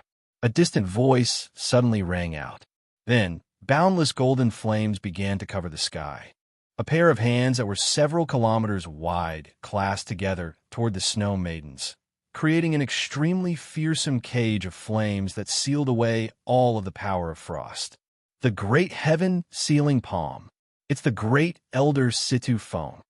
Some core disciples saw the scene in the sky and said with blazing eyes. Many of the disciples who had been intimidated by the aura of the snow maidens in the sky were also invigorated, and a raging battle intent welled up in their hearts. Even the elders felt reassured. Grand Elder Situ Foam was a legendary figure of the Vermilion Bird sect. He had already reached the Tao integration stage tens of thousands of years ago. His prestige was even higher than that of the sect leader, and he was the pillar of the Vermilion Bird sect. As long as he was present, the Vermilion Bird sect would never fail. They would never fear any powerful enemies. The woman who was enshrouded in divine light tossed the ancient jade seal in her right hand into the sky. We are indeed unable to withstand the punishment of the celestial court, but I can delay their arrival. During this period of time, I could do many things. Imperial seal, realm stripping. Boom! Heaven and earth suddenly darkened as some kind of earth-shattering power enshrouded the space within a radius of over 50 kilometers before instantly stripping it away from this world. And Lin was struck by a rush of dizziness before he found himself situated in a murky gray space. There was no starlight here, nor was there any direction. There was only eternal chaos. Great Empress, how dare you waste the power of the Imperial Seal? Do you not want the fate of the holy glacial lands anymore? Situ Feng's enraged voice sounded. It was clear that the situation had already spiraled out of his control. The holy glacial lands are already on the brink of destruction. It's not a waste to waste thousands of years of the fate of the holy glacial lands in order to save the Holy Land. The blue star behind the great Empress began to expand in size as a boundless frosty intent descended. A blue power proliferated outward, congealing the space in its wake. A man in a red robe with a head of white hair and an extremely delicate facial features appeared in the air before extending a hand toward the ancient jade seal hovering in midair. Golden flames erupted from his palm, and it was as if a dazzling sun had appeared in the murky gray space before crashing directly toward the jade seal. However, a power that was powerful enough to freeze time and space suddenly appeared around the jade seal, preventing the man's palm from advancing any further. Boom! The power of the flaming palm collided with the jade seal, and a terrifying golden shockwave radiated outward in all directions, melting everything within a radius of 5 kilometers. At this moment, the divine tree beneath the holy flame plaza suddenly emitted a faint white light, which nullified the shockwave and protected the tens of thousands of sect disciples below. Let's go! The great Empress issued an imperial order before stepping into the air and making her way towards Situ Foam. The 9 crouching sky ice dragons pounced toward the formation Spirit Phoenix, and the 2 of them engaged in a fierce battle. The high priest, wielding a white staff, stepped into the air toward the pure, white, holy vermilion flame.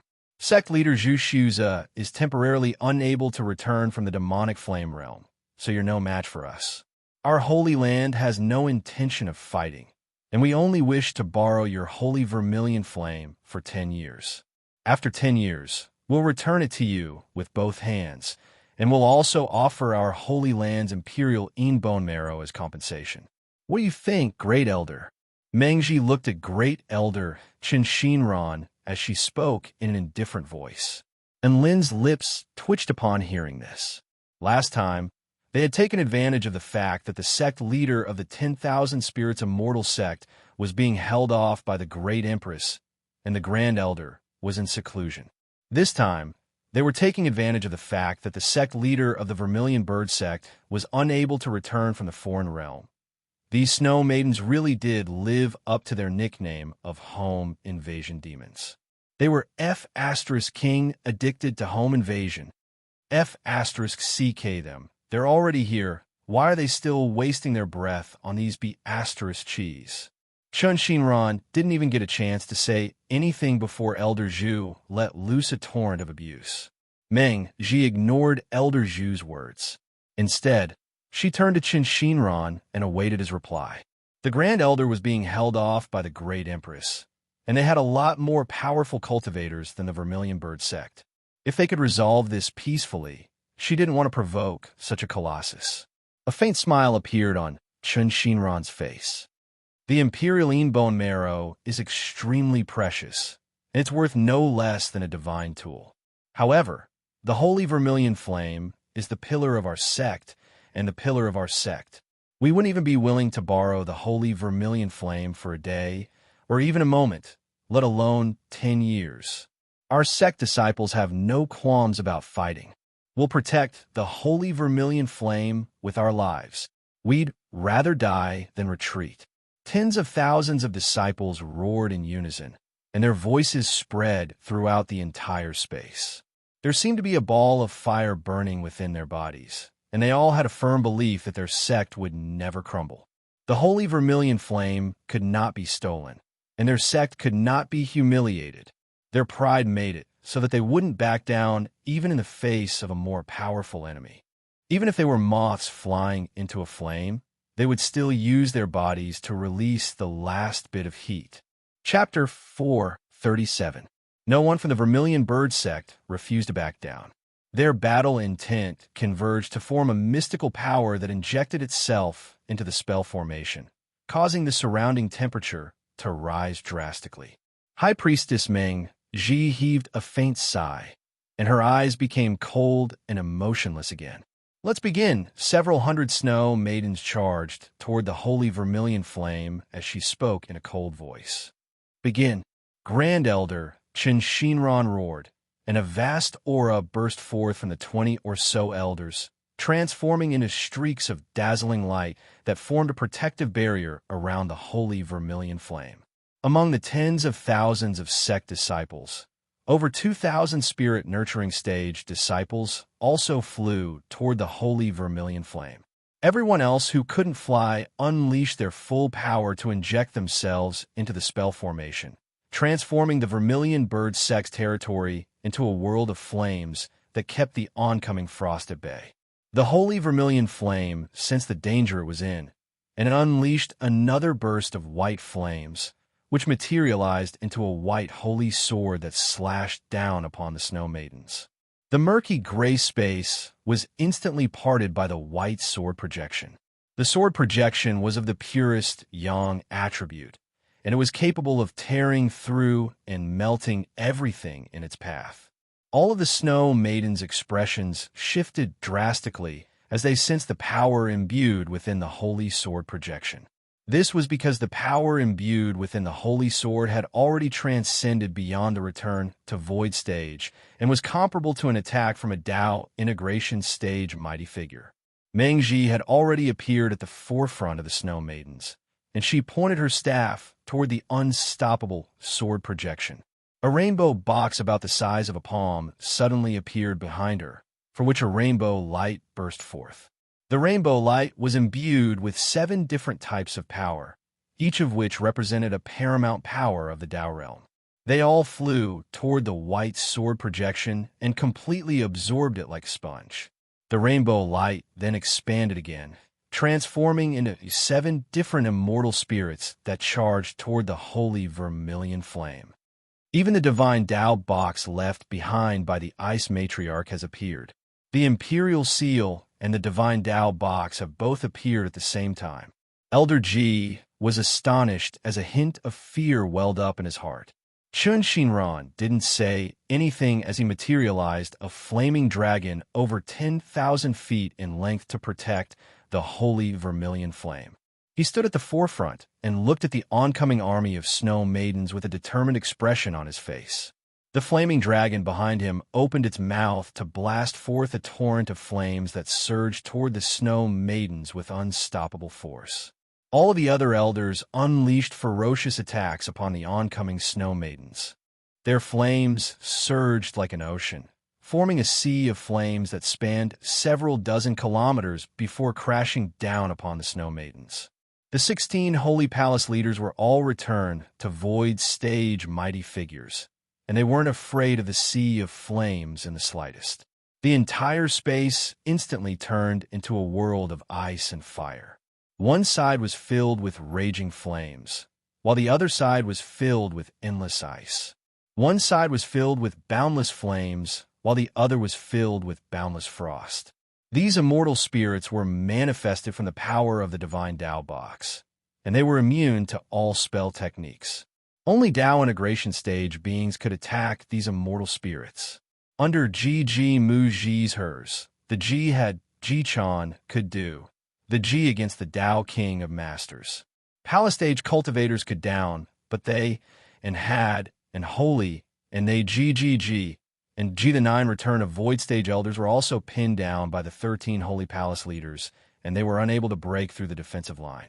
The remaining Soul Formation Stage Elders and Core Disciples were also engaged in battle with over 100 Soul Formation Stage Snow Maidens, and the resulting shockwaves transformed the entire sky into a realm of ice and fire. Over 2,000 Spirit Nurturing Stage Disciples formed up into groups of a few dozen to form a combined attack formation to battle the extremely powerful Snow Maidens. However, no one was able to do anything to the 7 Tao Realm Immortal Spirits. Any energy that came into contact with the Tao Realm Immortal Spirits would be pulverized into nothingness by an unknown power. Unlin spread open his wings of wind and slashed a Soul Formation Stage Snow Maiden to the ground before turning his eyes to the holy vermilion flame in the sky. The area around the holy vermilion flame had become the main battlefield for the return to Void Stage mighty figures. Elder Zhu and Elder Ji were also among them, but even they were unable to stop the 7 immortal spirits from closing in. Su Xiaolan was also engaged in battle with a Soul Formation Intermediate Stage Snow Maiden not far away from him. Her domain was very extravagant, and it was surrounded by a vast expanse of lightning and flames within a radius of 100 feet. There were lightning dragons and golden phoenixes circling around the perimeter. The combination of the powers of the dragon and phoenix allowed her to attack in a myriad of different ways, and each and every one of her attacks was imbued with immense power. Even though her enemies were Soul Formation Intermediate Stage Snow Maidens, Su Xiaolan was still able to keep them at bay. However, she also turned her eyes toward the holy vermilion flame in the sky with a hint of anxiety in her eyes. Soon, a flaming tiger flew toward a certain location within the holy vermilion flame before unleashing a pillar of flames into the sky, isolating all attacks within a radius of 100 feet. Fire Spirit in position. A rock tortoise flew to the tiger's side, its body transforming into a huge mountain. Earth Spirit in position. A blue water dragon flew toward the holy vermilion flame before transforming into a pillar of water that soared into the sky, isolating all attacks within a radius of 100 feet from the tiger. Water Spirit in position. Water and fire combined to unleash an extremely fearsome sealing intent. Everyone could sense that the flames of the holy vermilion flame seemed to have dimmed significantly. Expressions of grief and rage appeared on the faces of tens of thousands of sect disciples, and they roared as they unleashed their powers in the hopes of driving the frosty power away. The battle in the sky became even more intense as one Snow Maiden after another was incinerated into nothingness by the flames, and one sect disciple after another was frozen solid, losing all signs of life. A white longsword hovered beside the water dragon, and a peerlessly sharp sword intent soared into the sky. Metal Spirit in position. A green tree spirit flew over to the side of the massive mountain with a green light radiating from its body.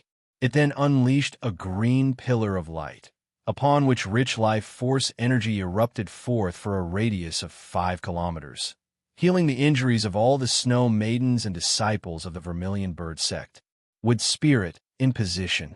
When the 5 elements were in position, an extremely massive and mystical spell formation began to appear beneath the holy vermilion flame. The terrifying sealing power emanating from the spell formation dimmed all the flames between heaven and earth, and the holy vermilion flame was only half as bright as before. A black disk began to appear directly above the holy vermilion flame. It opened up slightly, revealing a vast expanse of darkness within, as if it could engulf everything in this world. Chen Shinran's heart sank to the bottom when he saw the black disk. This was an ancient magic tool, the flame-sealing disk. Apparently, this was a magic tool left behind by the Flame Emperor in ancient times. It could contain all divine flames and seal the power of the peerless holy vermilion flame. This was something that the Vermilion Bird sect had been searching for a very long time. Who would have thought that it would be in the hands of the Snow Maidens?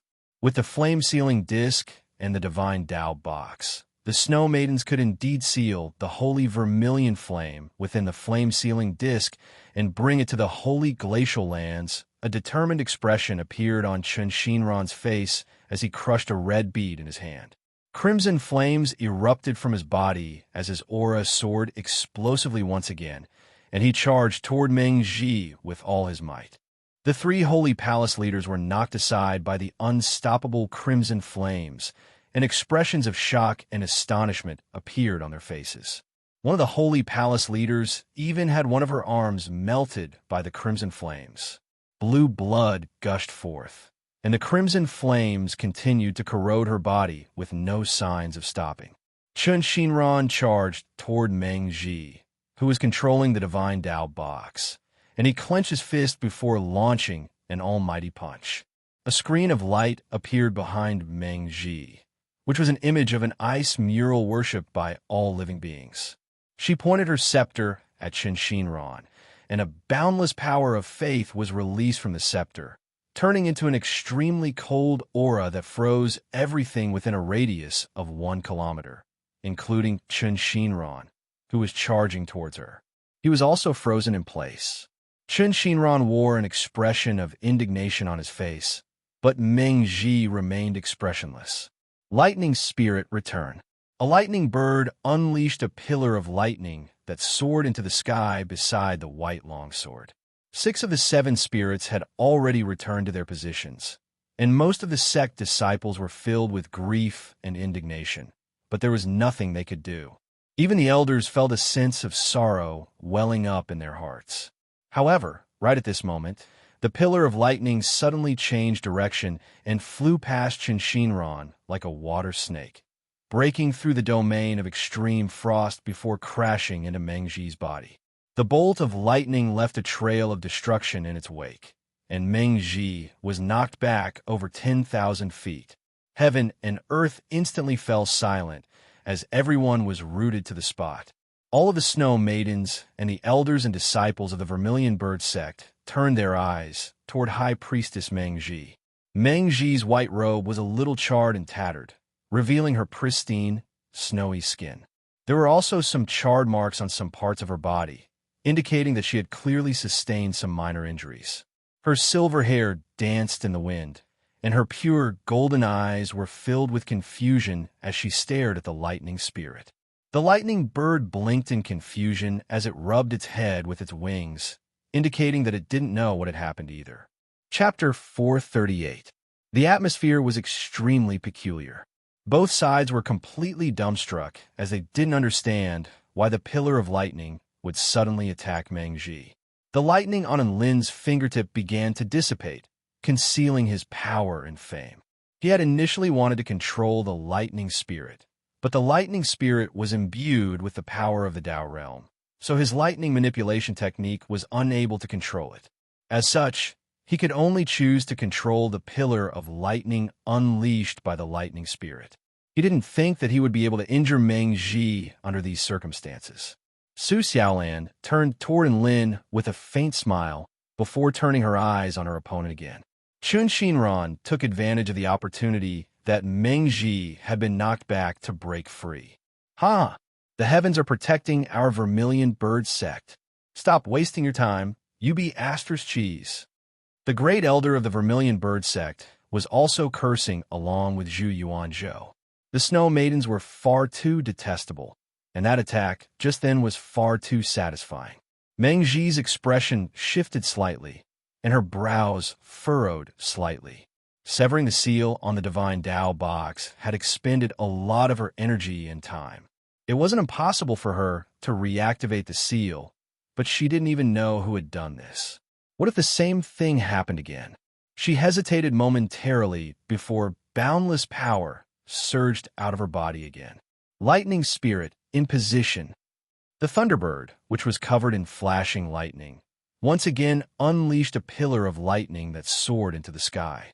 The terrifying might of the lightning annihilated everything within a radius of 10 zhang. Chen Xinran's heart sank upon seeing this, and he pounced toward Meng Ji again. But this time, the 3 palace masters of the sacred palace had already flown to Chen Xinran's side, firmly restraining him. In the instant that the pillar of lightning soared into the sky, it suddenly changed direction again. It was like a divine sword of lightning that was capable of slicing heaven and earth apart, tearing through the air as it hurtled toward Meng Ji with devastating power. Countless stars suddenly flashed through Meng Ji's eyes, and the ice mural behind her glowed brightly before transforming into a rainbow divine barrier that shielded her. Boom! The lightning exploded, and the terrifying energy tore open deep, pitch-black cracks in the space within a radius of several kilometers. However, the divine light barrier only trembled violently, but it did not break. The projection of a blue goddess appeared behind Meng Ji. She opened her all-encompassing eyes and looked around before settling her gaze on a certain young man. The goddess began to dissipate, and Meng Ji turned toward the young man. And Lin felt like he was being watched, and his legs went weak. "It's you?" Meng Ji stared at Lin, and her voice was as cold as the wind. This time, most of the people who were fighting were stunned. They turned to look at Lin with shock and disbelief on their faces. They had many speculations as to why the sealing of the sacred flame had been interrupted. Some people thought that a certain mystic treasure of the Vermilion Bird sect had played a role, while others thought that a mysterious and powerful elder was responsible for this. However, almost no one thought that this matter was actually related to a soul formation cultivator. "High Priest, I'm innocent." Lin turned to Meng Ji with an innocent expression and raised his hands in surrender. Meng Ji's expression remained unchanged. "I can't be certain that it was you, but based on the Ice God's divination, you're the most likely culprit." She pointed her divine staff toward Lin, and the ice mural behind her suddenly extended for over a kilometer as divine might surged and rocked the entire space around her. A pillar of white light shot forth from her staff, piercing through the air for several kilometers before crashing down upon Lin with an aura of destruction. The pillar of white light eclipsed the light of the entire world as a devastating power erupted forth. Normal soul formation stage cultivators would be instantly killed upon contact, but this was a power that could instantly kill a return to void stage mighty figure. Lin, countless cries erupted. Never would they have thought that High Priest Meng Ji would expend so much energy to unleash such a fearsome attack against a mere soul formation stage cultivator like Lin. Several elders risked being severely wounded to unleash a dozen or so defensive spell techniques in succession in front of Lin. Boom, boom, boom. The pillar of white light was like the blade of divine retribution as it tore through the dozen or so defensive spell techniques with unstoppable force. The power of Meng Ji's attack had been significantly diminished, but it was still powerful enough to severely wound a return to void stage mighty figure. As for soul formation stage cultivators, they would be instantly reduced to invisible particles. In that instant, Lin pulled out his chaotic alloy brick and positioned it in front of him. He was then completely immobilized as the space around him had been sealed by a spell technique. Boom! The pillar of light pierced through heaven and earth, puncturing a massive hole in the crown of the divine tree. Lin, Su Xiaolan flew toward the hole with all her might. All of the elders of the Vermilion Bird sect wore extremely dark expressions. They had a chance to stop the holy flame from being sealed away by the divine Tao box, but Meng Ji's attack was far too decisive, resulting in the death of Enlin and their final chance at survival.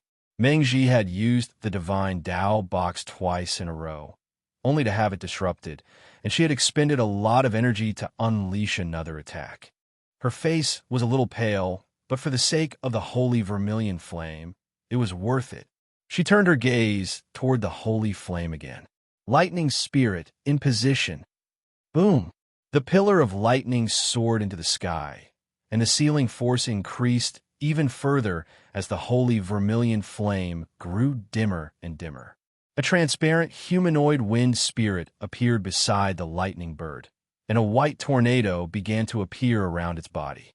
The tornado grew longer and longer until it resembled a water snake that connected heaven and earth. Wind spirit in position. Divine Dao seal, activate. A boundless white light erupted from Meng Ji's staff again as boundless power burst forth. The rainbow box emanated a rainbow ripple that pierced through space before merging into the bodies of the 7 Dao mirror realm immortal spirits. The immortal spirits raised their heads to look up, and the projection of a woman in a rainbow dress appeared between heaven and earth. She was over 10,000 feet tall, and her aura, which was imbued with the might of the divine Tao, enshrouded the entire space, making it impossible for anyone to resist her. It was as if they were facing a paramount goddess. This was the woman who had founded the holy glacial lands, the Ice Matriarch. The Ice Matriarch extended a hand toward the holy vermilion flame. In that instant, the scorching white holy flame was compressed into a white ball by a terrifying power. The white ball was drawn toward the flame-sealing disk in the sky. This was the final step, and borrowing the power of the Ice Matriarch was extremely taxing on her energy. Meng Ji gritted her teeth and activated the divine Dao box with all her might. Right at this moment, the pillar of lightning changed direction again, and like a sword slicing through heaven and earth, it descended upon Meng Ji's body with an extremely terrifying destructive power. Boom! Boundless lightning exploded, transforming the entire sky into a sea of lightning that knocked Meng Ji flying for several kilometers again. The Vermilion Bird sect and the Snow Maidens fell silent again as they stared at Meng Ji with astonishment on their faces. Meng Ji's dazzling long hair had already been charred black, and her high priestess robe was in tatters. Black smoke rose from her body, and she appeared to be in an extremely sorry state. There was a trace of blood on her exquisitely beautiful features, and she looked around with confusion on her face before focusing her gaze on the hole in the sky, where a beautiful woman was supporting a severely wounded young man. The young man raised his middle finger at her as his voice erupted into the heavens. Trash Snow Maiden, how dare you attack a mere soul formation stage cultivator like me? What else can you do aside from picking on the weak? No matter how many times that stupid lightning spirit unleashes those pillars of lightning, I, your Grandpa and Lin, will always be able to make them strike you. The Vermilion Bird sect and the Snow Maiden army were all dumbstruck upon hearing Lin's words.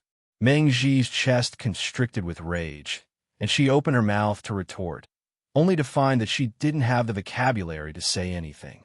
Furthermore, it didn't fit her status, so she could only stand in midair and sulk. The flames of fury in her eyes threatened to burn Lin into ashes. All of the Snow Maidens stared at Lin as if he were a freak, and they were too shocked to say anything. Domineering, domineering. Emohai could not find any other adjectives. So Lin is such a badass. Lu Jiaji murmured to himself. Lin will win. The Vermilion Bird sect will win. Tens of thousands of sect disciples erupted into thunderous cheers as their morale soared to new heights. Tears welled up in their eyes. They were on the brink of defeat, but Lin had stood up and reignited the flames of their victory. He had also dealt the most ferocious blow to their enemies. In the eyes of all of the sect disciples, Lin's entire body was glowing with light,